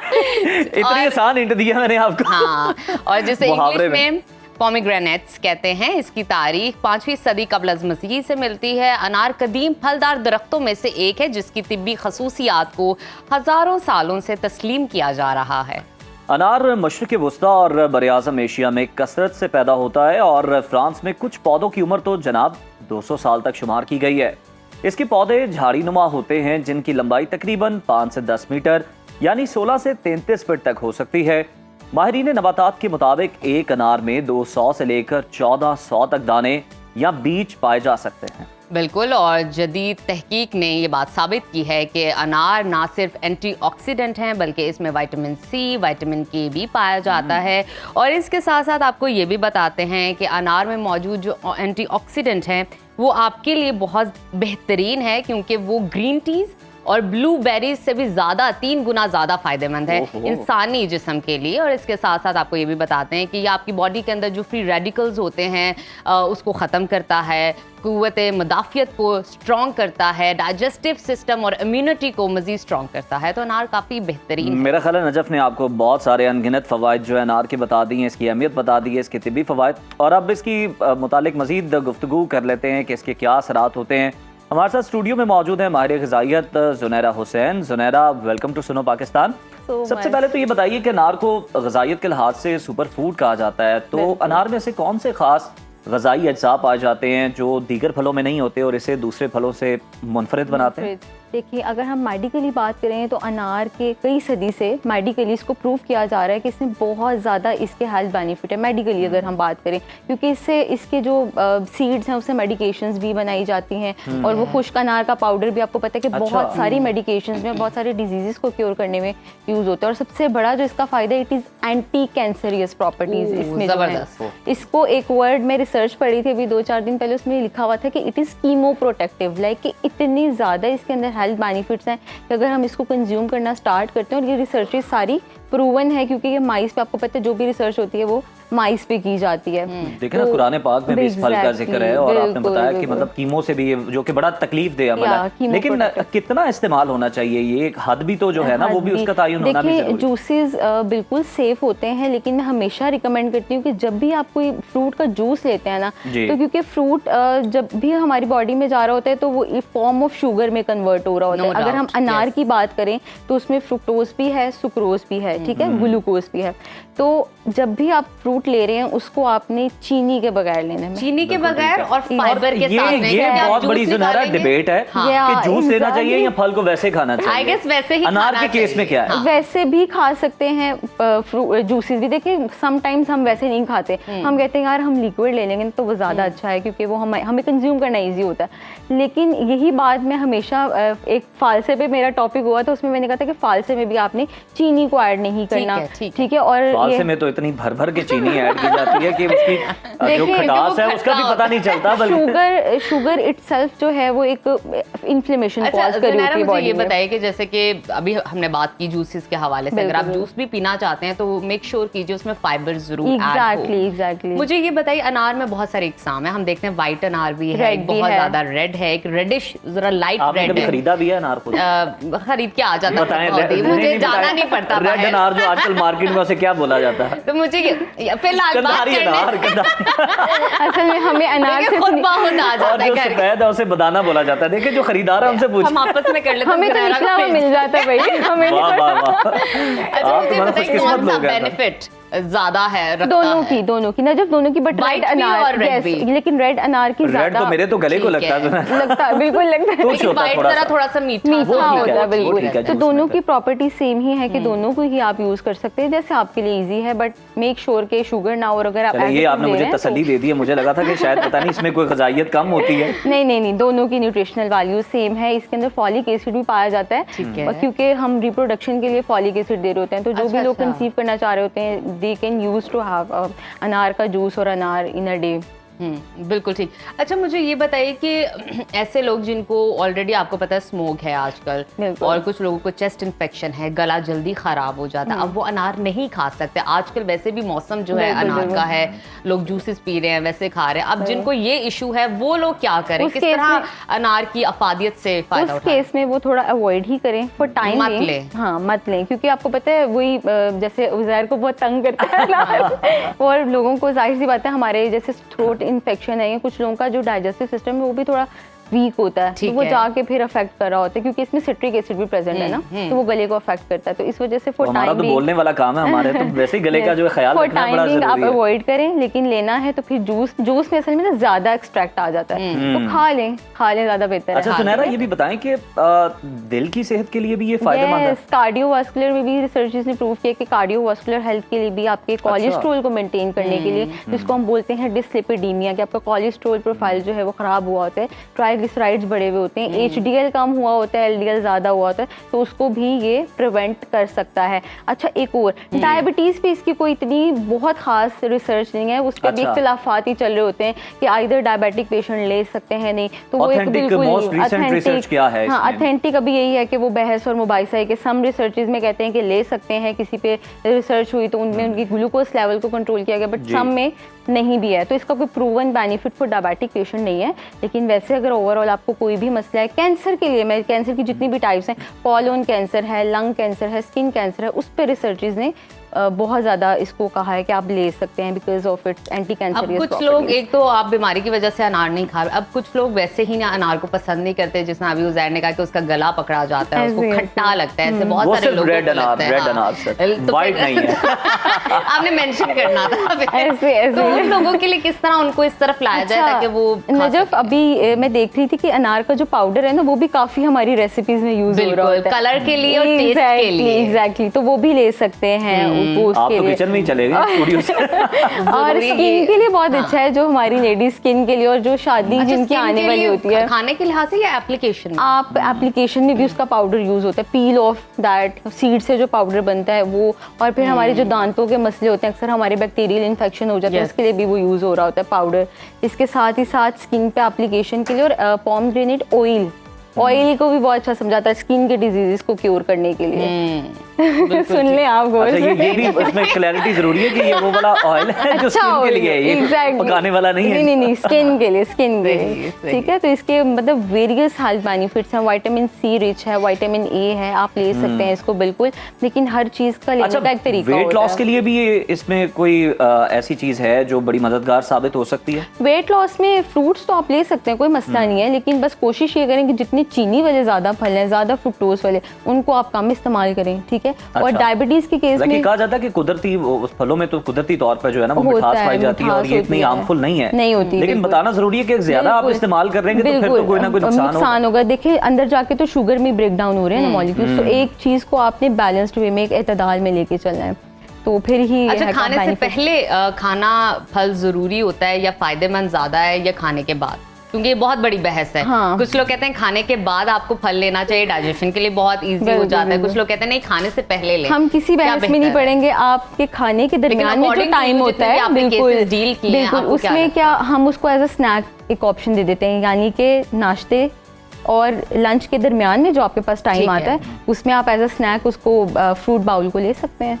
ठीक ठीक है, हम इस बहस में पढ़ ही नहीं रहे खाने से पहले या नहीं, खाने के इसका बाद। अफादियत बिल्कुल। के हवाले से ये हाँ, है एक बिल्कुल, आर्गुमेंट कि भाई बिल्कुल। खाने से लेकिन पहले आप लेना चाहिए, फलों के बाद बारे में कहा लेना जाता है कि चाहिए। इस वक्त खाएं तो ज्यादा फायदा बिल्कुल है। बिल्कुल, खुराक के अनार बारे को में कोशिश करें कि आप मॉर्निंग में ही रखें। जिस तरह evening एप्पल के बारे में कहा जाता है कि हाँ, आपने हार मुंह निहार खाए, मुंह, सुबह हाँ उठ के बिल्कुल खाएं, बिल्कुल। तो उसका तो बड़ा अनार फायदा का है। भी आपने मॉर्निंग में कोशिश करें कि मॉर्निंग में, ठीक है, इवनिंग में ना लेके जाएं उसको, मॉर्निंग में ही आप कंज्यूम करें एज अ स्नैक बाउल, या अनार को किसी और फ्रूट के साथ आप मिक्स करके, चुकंदर के साथ मिक्स करके लें, आपका ब्लड बनेगा। उसमें भी वही सारी क्वालिटीज है जो अनार में। स्नैक किस तरह लें, हम तो Exactly. टी टाइम में चाय के साथ बहुत सारे स्नैक्स ले रहे थे। एग्जैक्टली यही तो है, थोड़ी सी डाइटरी मॉडिफिकेशन में यही है कि आप एक टाइम स्नैक बाउल में आप फ्रूट सैलेड को ऐड कर सकते हैं चाय की जगह, चाय या कॉफी की चाय जगह। वो तो जरूरी है, जागना नहीं है, चाय कॉफी। नहीं, मेरा ख्याल है चाय बहुत से फवाइद गिनवा दिए गए हैं लेकिन अनार उसके के। साथ साथ आप फ्रूट्स लें तो ये बेहतर है कि बिल्कुल, चाय और कैफीन की जो मिकदार आपके अंदर जा रही है उसको बैलेंस किया जा Balance किया सके। जाए, तो अभी वक्त हुआ छोटी सी ब्रेक Thank का, you, सुनैरा। आपने कहीं Yeah, नहीं right. जाना, देखते रहिए सुनो Pakistan. Welcome back to Suno Pakistan viewers. Artificial intelligence या फिर एआई टेक्नोलॉजी आज की दुनिया में एक इनकलाबी हैसियत इख्तियार कर चुकी है, जिसके जरिए अब हम देख रहे हैं कि कंप्यूटर्स और मशीनों को इस काबिल बनाया जा रहा है कि वो इंसानी अकल की मानद काम कर सके। एआई का दायरा कार रोजमर्रा जिंदगी से लेकर कारोबार, तिब और तालीम तक वसी होता जा रहा है। बिल्कुल, जहां एआई के जरिए सहूलियात का दायरा वसी हो गया है, वहीं बतौर मुसलमान इसके इस्तेमाल और हदूद के बारे में जानना भी बहुत अहम है। सवाल ये है कि क्या एआई का इस्तेमाल हमारे ईमान और इस्लामी असूलों से हम आहंग है, या क्या इस टेक्नोलॉजी के जरिए होने वाले फैसले अखलाकियात और दीनी असूलों के दायरे में आ सकते हैं। एक रीसेंट रिसर्च आपके साथ शेयर करते हैं। दुनिया भर में 70% लोग कहते हैं कि एआई का जो इस्तेमाल है इंसानों के लिए बहुत अच्छा है, इंसानियत के लिए बहुत मुफीद है। वहीं पर 30% लोग कहते हैं कि इसके बहुत ज़्यादा मनफी असरात हैं। इस्लाम एआई टेक्नोलॉजी के मुतालिक क्या हमें राय देता है और हम कैसे इस टेक्नोलॉजी को दीनी उसूलों के दायरे में रहते हुए बेहतर अंदाज में इसका इस्तेमाल यकीनी बना सकते हैं। इस अहम मौजू पर गुफ्तगू के लिए हमारे साथ मौजूद हैं मारूफ इस्लामी स्कॉलर मुफ्ती डॉक्टर खलीकुर रहमान साहब, जो इस्लामी तालीमात और जदीद टेक्नोलॉजी के इम्तिजाज पर गहरा इल्म रखते हैं। तो डॉक्टर साहब, वेलकम टू सुनो पाकिस्तान, आपको खुश आमदीद कहते हैं। सबसे पहले हमारी रहनुमाई फरमाए कि आर्टिफिशियल इंटेलिजेंस के इस्तेमाल से मुतालिक उलमा क्या राय रखते हैं आज के, और क्या अखलाकी हदूद होनी चाहिए एआई की। बिस्मिल्लाहिर्रहमानिर्रहीम। मेरे भाई, ये तो बड़ा आपने जनरल से क्वेश्चन किया। जी हाँ, अगर आप मुझसे कोई स्पेसिफिक क्वेश्चन करते तो फिर मैं स्पेसिफिक इसका आंसर देता। अच्छा चलें, एक सवाल ये आ जाता है ना, जनरल टू स्पेसिफिक चलें, जनरल से स्टार्ट करते हैं ऑडियंस की अंडरस्टैंडिंग के चलें, लिए। आपने थोड़ा सा वो जी बात ये है कि ये बिल्कुल सवाल ऐसे ही जैसे कहें जी कलाशनकोव की गोली चलाना ठीक है कि गलत है। मैं कहूँगा ठीक भी है, गलत भी है, जी जी। मौके महल के हिसाब से है। अब आप आर्टिफिशियल इंटेलिजेंस से काम क्या लेते हैं? सपोज आपने एक मसला पूछना है और उसको आप आर्टिफिशियल इंटेलिजेंस में आप मेंशन कर देते हैं, वो आपको मसला बता देता है, तो आप उस पर यकीन कर लेते हैं। ये गलत। एक जस्ट एआई को सामने रखते हुए एक सर्जन डॉक्टर ऑपरेशन तो नहीं कर सकता। जस्ट एआई को सामने रखते हुए एक बहुत बड़ा आर्किटेक्ट या एक बहुत बड़ा सिविल इंजीनियर एक क्या कहते हैं बिल्डिंग को बिल्डअप तो नहीं कर सकता।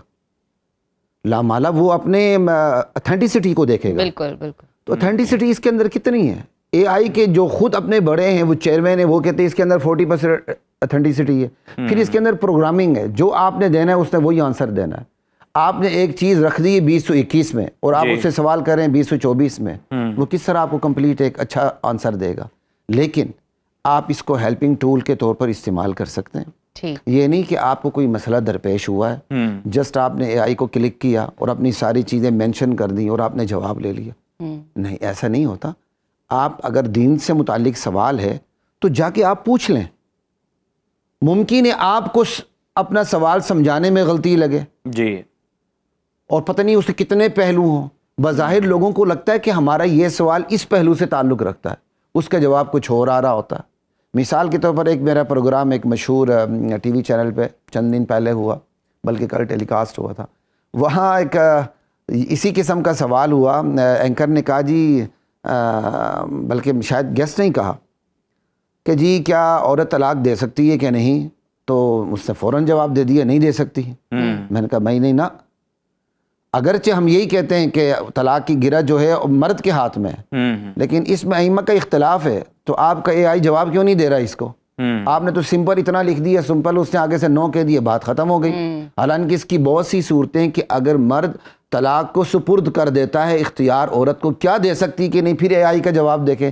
ये जस्ट एक मैंने समझाने के लिए बात की है, मैं कोई तलाक की फेवर की तलाक के मसले में मैं ये फेवर नहीं कर रहा कि औरत को ये काम करना चाहिए, ठीक है ना जी। पहले ही हमारे मुआशरे के अंदर औरत डोमिनेंट है, तो वो तो फिर आप दे देंगे तो हर मर्द की छुट्टी हो जाएगी। डॉक्टर साहब, जिस तरह से आपने बड़ी खूबसूरत बात की कि मुख्तलिफ जो आइमा कराम हैं उनकी मुख्तलिफ राय है, अब AI से मुतालिक भी मुख्तलिफ राय आरा पाई जाती हैं, हम देखते हैं। मिसाल पहले मसलन हम देखते हैं, थोड़ा सा माजी में चले जाते हैं, TV आया, उस पर जनाब फतवे लग गए जी इसको तोड़ना जिहाद है, लाउड स्पीकर का इस्तेमाल गलत है, बाद में वही चीज़ें लाजिम व मलजूम बन गई और फिर उनको इस्तेमाल भी किया गया और फिर उसके बिना गुजारा भी नहीं है।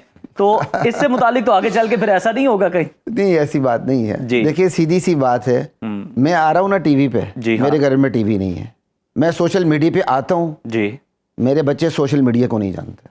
अच्छा, ठीक है, ये बात समझने और समझाने की होती है। हम टीवी पे इसलिए आते हैं यार, जिसने केबल 100 चैनल रखे हुए हैं वो चैनल बदलता जा रहा है, अगर उसको इस्लामिक चीज़ मिल जाए तो ज़रा ठीक है।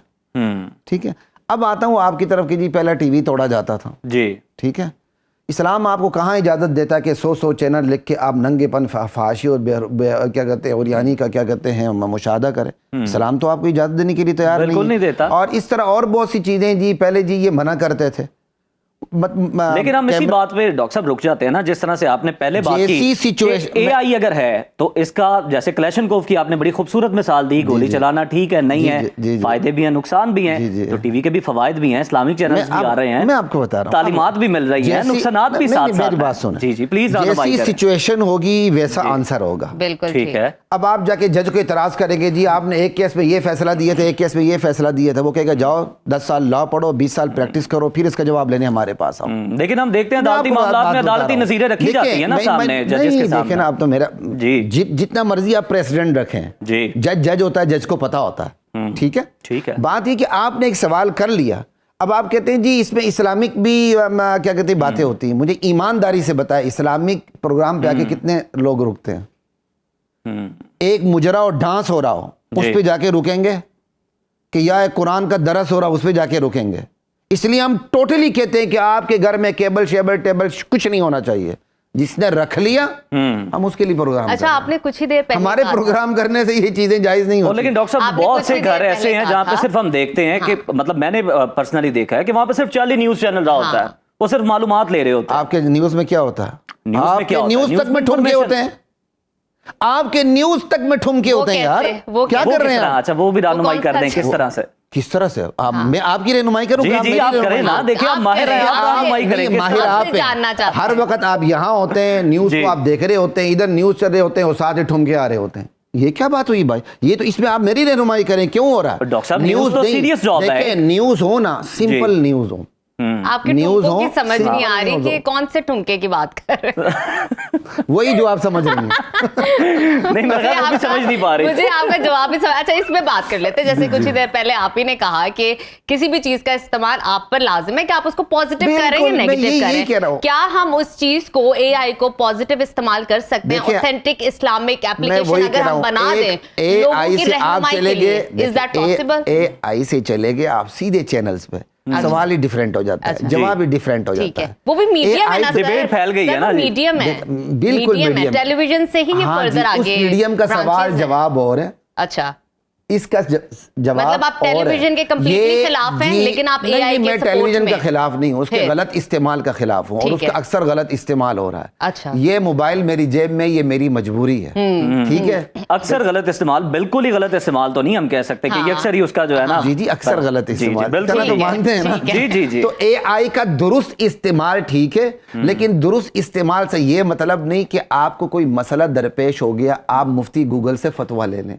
ऐसा नहीं होता। अच्छा, आप मतलब आप सच्ची तौर पे देख सकते हैं, और जिस तरह आलिम जो है उनसे रहनुमाई लें जिन्होंने पढ़ रखा है उसको। ये उलमा के लिए एक हेल्पिंग टूल है, जी जी बिल्कुल ठीक है। वो अपने रिसर्च में इसको इस्तेमाल कर लें। ठीक है। फिर जो असल आपके सोर्सेज हैं, मसादिर हैं, जैसे कि आप खुद यूनिवर्सिटी में पढ़ी हुई जी। हैं, वो मेरी स्टूडेंट ही नहीं हैं जी। आप, तो आप जब रिसोर्स वो क्या कहते हैं ओरिजिनल सोर्स पे जाते हैं, जी। आप वहां जाके फिर उसको देखना पड़ता है। बिल्कुल। ये मुझे देखें पीएचडी के अंदर, अब मुझे पता नहीं, हमारे वक्त में 10-15 साल पहले तक जी कोई भी इंटरनेट का जो रेफरेंस होता था वो नाकाबिले कबूल होता था, क्योंकि उसके अंदर ऑथेंटिसिटी नहीं होती थी। आजकल थोड़ा सा मैं आउट हूँ, मुझे पता नहीं कि हालात पाकिस्तान में ज़रूरत के हवाले से तब्दील होते रहते हैं, ठीक है।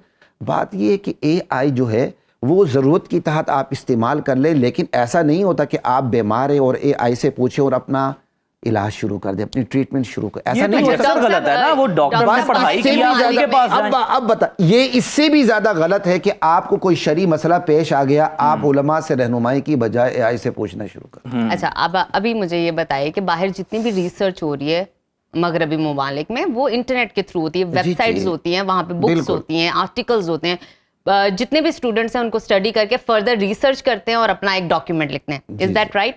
सेकंड ये है कि क्या हम ऑथेंटिक इस्लामिक एप्लीकेशन बना सकते हैं रहनुमाई के लिए, कोई आयत के हवाले से या कुरान के हवाले से? एप्लीकेशन भी एक महदूद होती है, आप बना सकते हैं। ठीक है। दुरुस्त एप्लीकेशन ठीक है। दुरुस्त है, गलत एप्लीकेशन गलत है, लेकिन आपने एक बात की कि यूनिवर्सिटीज रिसर्चर में इसको इस्तेमाल हाँ। करते हैं। आप यूनिवर्सिटी में रही हैं, प्लेजरिज्म कितना है? बहुत ज्यादा। और ईमानदारी से एक बात बताइएगा, पाकिस्तान में कितने पीएचडी डॉक्टर हैं जो अपने थीसिस को सामने लाके कह सकते हैं ये मेरा थीसिस है, इसके अंदर आप मैंने डॉक्टर ये हैं, आप किया। बेहतर बता सकते हैं। यही तो बात है, सारा प्लेजरिज्म भरा हुआ है। आप ऐसे इतनी ज्यादा पब्लिकेशंस हैं, उसकी सांसें हिसाब कर लें तो जिंदगी की उतनी नहीं होंगी जितनी उसकी पब्लिकेशन। लेकिन वो प्लेजरिज्म को पकड़ने के लिए सॉफ्टवेयर भी तो बहुत ज्यादा आ गया ना, वो कहते हैं 18% से ऊपर हुआ तो यूं पकड़ेंगे आपको। उसके बावजूद भी थीसिस पास है। अच्छा, वो फिर फिर वो प्रोफेसर, देखिए आप प्रोफेसर रह चुके हैं, आप प्रोफेसर हैं, तो आपको बेहतर अंदाज में बस। पता है कि किस लेकिन तरह ये आपकी- पास मैं किया वो जाता कह रहा है। हूँ अपनी हद में इस्तेमाल दुरुस्त है, इस नुक्ते पे अपनी हद से बाहर इस्तेमाल गलत है। डॉक्टर साहब, जितना इस- स्पेसिफिक क्वेश्चन होगा उतना स्पेसिफिक आंसर होगा। बिल्कुल, इस नुक्ते से तो हम सभी इत्तेफाक करते हैं, मैं कहता हूँ मुत्तफिक हैं कि जो इस्लामी किस्म के भी जो भी आपके मामलात हैं, जो भी कोई मसाइल हैं, आप एआई से इब्तदाई तौर पे कुछ तो बुनियादी इंफॉर्मेशन हासिल कर सकते हैं, लेकिन उस पर मिनुआन यकीन नहीं कर सकते। उसके लिए आपको आलिम के पास जाना होगा, ज़ाहिर है, जिसने किताबें खंगाली हैं, कितना बेहतरीन जिसने जवाब पढ़ के आपने खुद रखा है। दिया, कितना बेहतरीन जवाब दिया। मतलब लेकिन अगर अगर मैं ये कह दूं नहीं जी नहीं, बस मैंने तो उसी से पूछना मुकम्मल है, इन्हिसार उसी से- नहीं है। एज हेल्पिंग टूल, ठीक है, यानी आप एआई को सहूलतकार बना लें जी ठीक है, सहूलतकारी का काम ले लें, बहुत अच्छी बात है, लेकिन उसकी ऑथेंटिसिटी चेक होती रहनी चाहिए, क्योंकि आपने जो इसको अंदर फीड करना है उसने वही आपको जवाब देना। अच्छा, तो ये जो एआई पे जिस तरह से आपने भी मिसाल दी वो तलाक के केस की, तो जो मालूमात दस्तयाब है, आपको लगता है कि ये दीन के लिए या वैसे भी बतौर मुसलमान के लिए ये कोई खतरनाक साबित हो सकती हैं, जिस तरह की चीज़ें हैं, और इंटेंशनली भी इस तरह से कोई किया जा रहा है Intentionally, और मामला? बहुत सारे लोग इसी चीज पर निर्भर करते हैं कि बस जो है यही है और इसी से देखें information मेरा आएगी। इतना बैड एक्सपीरियंस है ना, प्रोग्राम करने के बाद जो आपका सोशल मीडिया के एक्सपर्ट बैठे होते हैं ना, मिसाल के तो मैं आपको कहूँगा यार मेरा आपके साथ प्रोग्राम हुआ, आपने क्या मेरे थंबनेल में हेडलाइन लगा दी, वो आप कहेंगे बड़े आसानी से आप छूट जाएंगे, नहीं जी ये मेरा काम नहीं, हमारा शोबा अलग है। मैंने प्रोग्राम के बाद में थंबनेल लग रहा है जी उलमा डर गए, उलमा ये, यार क्यों आप इस तरह फीडबैक लेते हैं? बात गलत है। क्यों हम डरें? हमें क्या हुआ? डरे वो जिनका तजिया मौसम के साथ तब्दील होता रहता है, उन्होंने डरना है। जिनकी बात आसमान फट पड़े, आसमान गिर पड़े, जमीन फट पड़े, उनकी बात तब्दील ही नहीं होती, वो डरेंगे। क्यों डरें? डरें वो जिनका तजिया मौसम के साथ तब्दील होता रहता है, वो मौसमियाती तजिए करते हैं। हमारे लिए तो आसमान गिरे, जमीन फटे, हमारे उसूल अटल होते हैं, हम क्यों डरें यार? क्या बात करते हैं? ठीक है जी, आप अपने उसूलों पर इसी तरह कायम दायम रहे। अपने नहीं, इस्लामी जो उसूल है जिनको आप फॉलो कर रहे हैं, लेकिन वो इस्लामी बात आपकी उसूलों को- ठीक है कि हमारा डिपार्टमेंट जरा अलग सा है, वो थंबनेल वाला नहीं है। तो बहुत शुक्रिया आपका। हम भी इसमें इनपुट देंगे खास तौर पे। बहुत शुक्रिया आपका। Thank you. और नाजरीन अब आगे बढ़ते हैं, अभी वक्त हुआ है छोटी सी ब्रेक का, आपने कहीं नहीं जाना क्योंकि बहुत सारे सेगमेंट्स अभी बाकी हैं। देखते रहिए सुनो पाकिस्तान।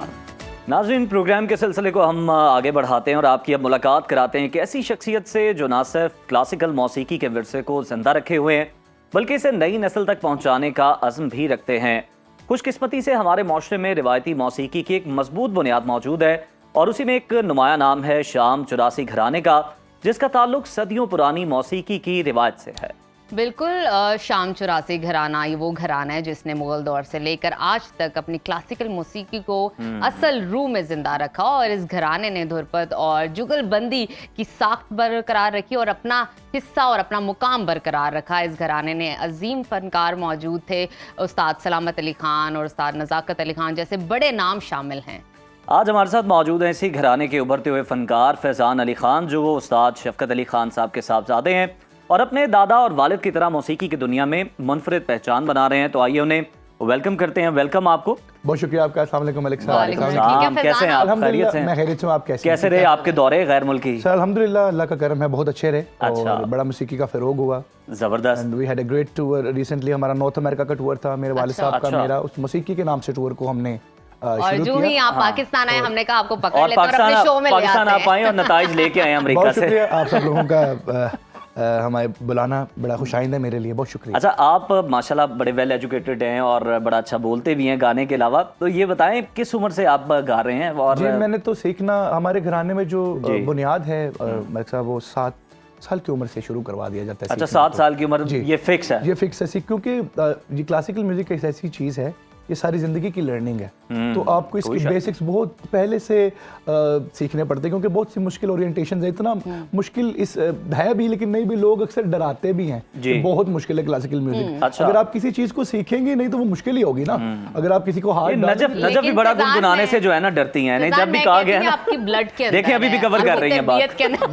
वो तो है, लेकिन इसको सीखा भी जा सकता है। बिल्कुल सीखा जा इस सकता वजह से है। हमारी अर्ली लर्निंग स्टार्ट हो जाती है। तो मेरे जो पहली परफॉर्मेंस थी मेरे वालिद साहब के साथ, वो 2012 में थी। अच्छा। मेरे वालिद साहब के साथ जो मैंने परफॉर्मेंस शुरू 2011 में। 11 में। 2014 से मैंने एज ए सोलो इंडिविजुअल भी परफॉर्मेंस स्टार्ट की। अच्छा, जबरदस्त। यानी 11 में उन्होंने आपको जो है ना अपने साथ उड़ना सिखाया और फिर बाद में सोलो फ्लाइट। हम मजीद नहीं बातें करना चाहेंगे कुछ सुना दे, माहौल बना दे। जी बिल्कुल ठीक है। मैं एक बड़ी खूबसूरत गजल है वो सुनाता हूँ। हमारी फैमिली की कॉम्पोजिशन है, गाया तो उसको मेहदी हसन खान साहब ने। अच्छा, लेकिन उसको कंपोज मेरे दादाजी के गजल उस्ताद नियाज हुसैन शामी खान साहब ने किया, जिन्होंने बहुत सी गजलें, और मेहदी साहब को ब्रेक दिया इस गजल ने। पत्ता पत्ता बूटा बूटा हाल हमारा जाने है। मीर तकी मीर का कलाम है, इसका एक जबरदस्त खूबसूरत कलाम है। नजर करता हूँ मैं। दादरा कहरवा।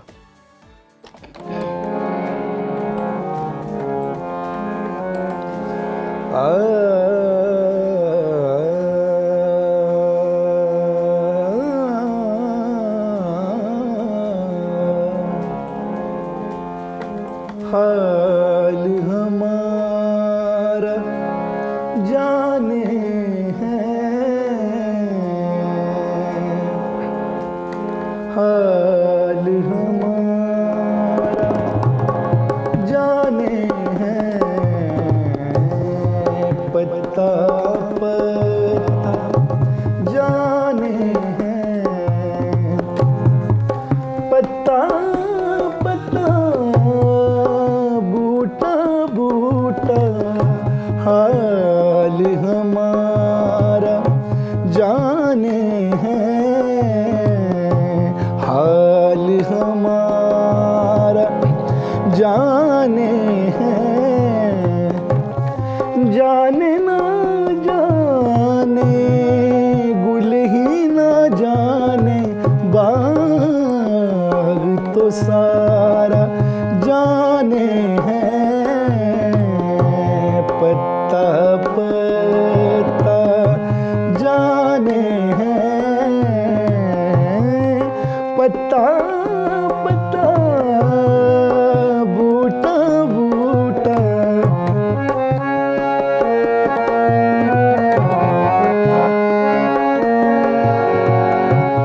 चारा घड़ी बीमारी दिल की, रस में शहर हुस्न नहीं, रस में शहर हुस्न नहीं, वरना दिल बर नादा भी दर्द का चारा जाने हैं, पत्ता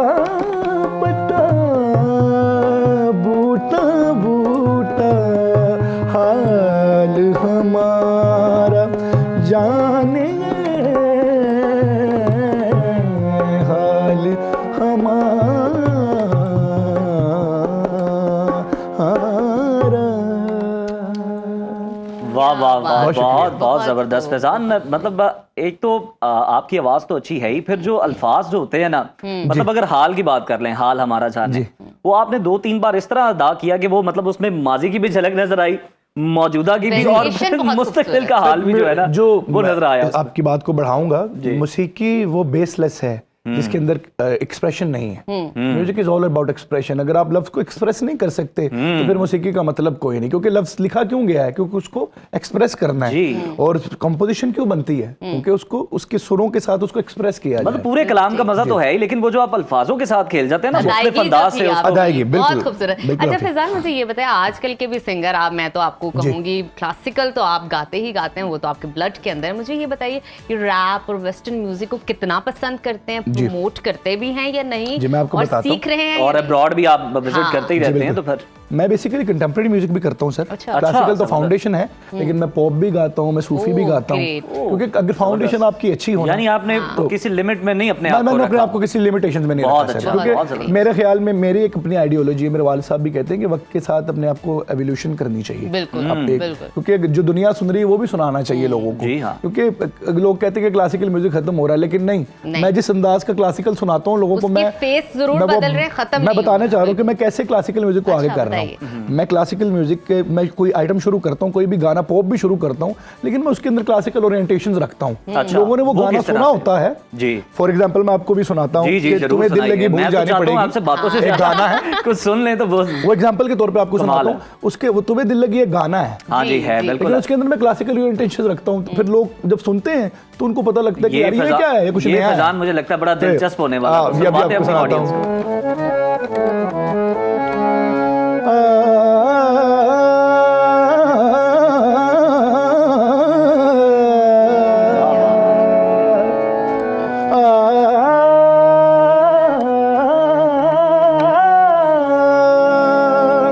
कोई हंसे तो तुझे गम लगे, हंसी न लगे, के दिल लगी भी तेरे दिल को दिल लगी न लगे। तो रोज रोए उठ के चांदनी रातों में, खुदा करे तेरा मेरे बगैर दिल न लगे। तुम्हें दिल लगी भूल जानी पड़ेगी, तुम्हें दिल लगी भूल जानी पड़ेगी।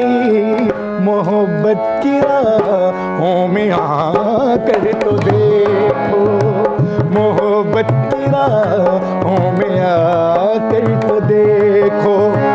तुम्हें दिल लगी भूल जानी पड़ेगी, मोहब्बत की राहों में आकर तो देखो।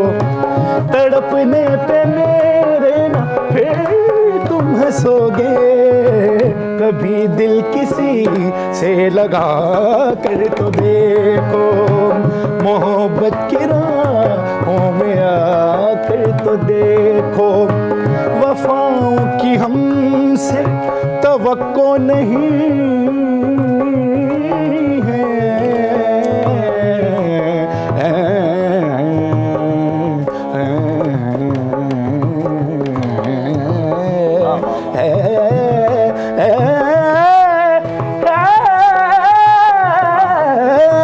वफाओं की हमसे तवक्को नहीं है, मगर एक बार आज़मा कर तो देखो। गैरों को अपना बना कर तो देखा, हमें भी तुम अपना बना कर तो देख।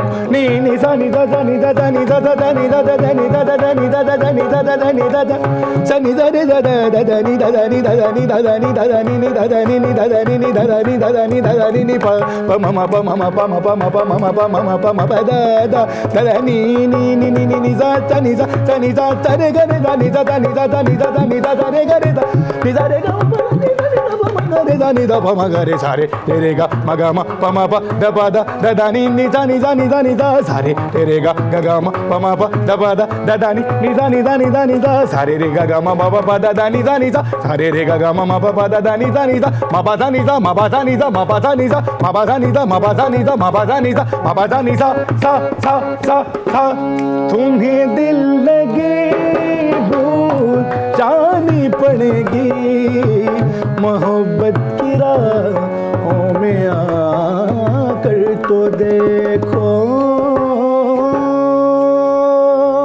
वाह वाह वाह, बहुत बहुत जबरदस्त। ये जो आपने कहा ना, हमें भी तुम अपना बना के देखो, आपने अपने सुरों से हमें अपना बना लिया। बहुत शुक्रिया, बहुत शुक्रिया। क्या खूबसूरत अंदाज में आपने गाया, और जो आपने बताया कि मैं इसमें फ्लेवर जो ऐड कर दूंगा, वो आपने ऐड कर आपको लिया। नजर आपने देखा, हमें बड़ा मजा इसके आया। अंदर ये अब ये कंपटीशन जो आया है मैं। लोगों को बताना भी चाहूंगा क्योंकि इन्फॉर्मेशन इज वेरी इंपॉर्टेंट।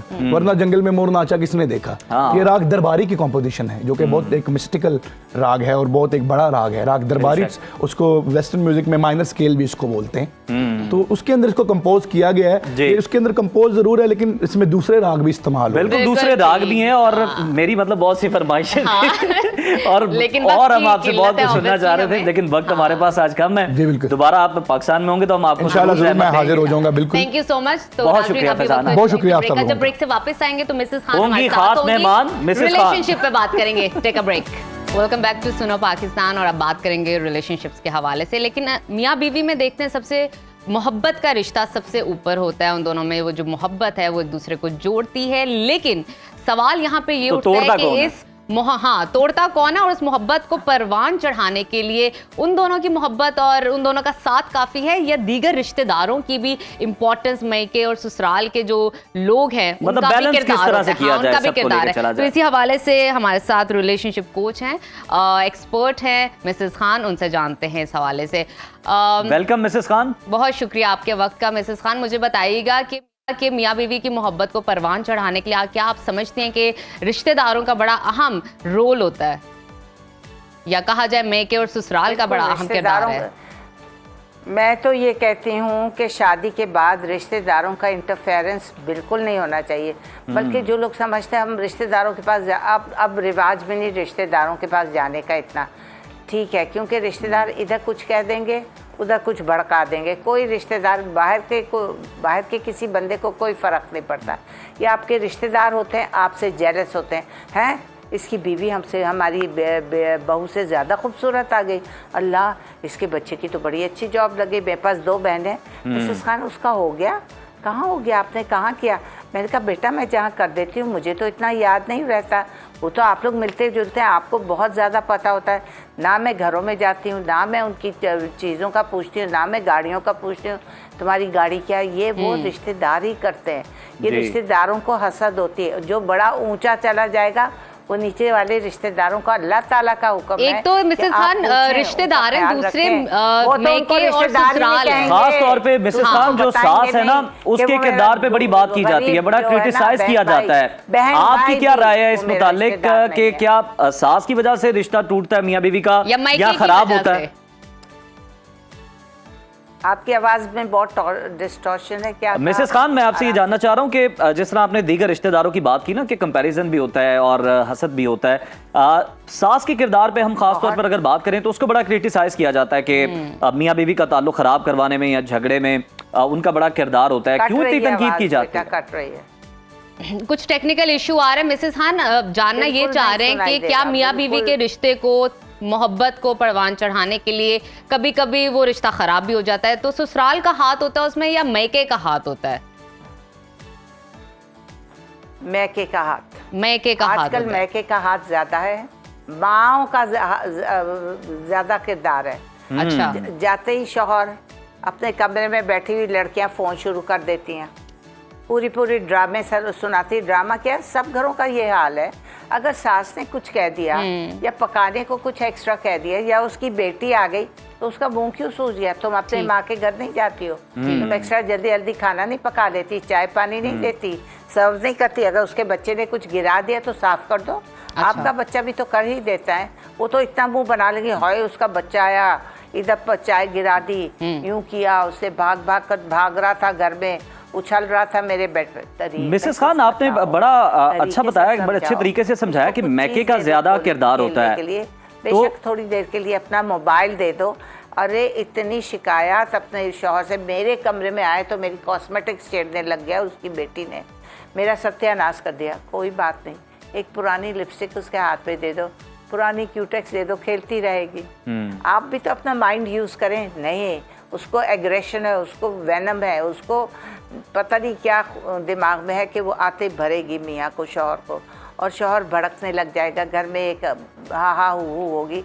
ये तो सारी चीज़ों को मैनेज करना पड़ता है। ये सारी चीज़ें औरत को मैनेज करनी चाहिए। अगर उसको ये चीज़ें मैनेज नहीं करनी चाहिए तो she is a failure. End up हर वक्त लड़ाई झगड़ा, सास तक पहुंचेगी। बेटा कहेगा बहन आ जाती है, वो तो यहाँ पे घर में तरतली मचा देती है, क्या मुसीबत हो जाती है। बहन से कहो कि बस एक हफ्ते में 15 दिन में एक दफ़ा है, ये होता है। हमारी बीवी अब खाना पकाएगी, उसके लिए चाय पानी दे दिया था, चली जाती है अपने घर पे। होता है, देखती हूँ, सुनती हूँ। और यहाँ तक कि अब आप देखें किस तरह, भाई हमारी बहू तो बहुत खूबसूरत थी मिसेस खान, 2 महीने में शादी हो गई, बेटा FBR में है, उसकी बड़ी हसीन बीवी थी, इतनी लड़कियां बता दी। हाय मिसेस खान, 10 बजे के बाद उनके घर वाले आते हैं हमारे घर में बात करने।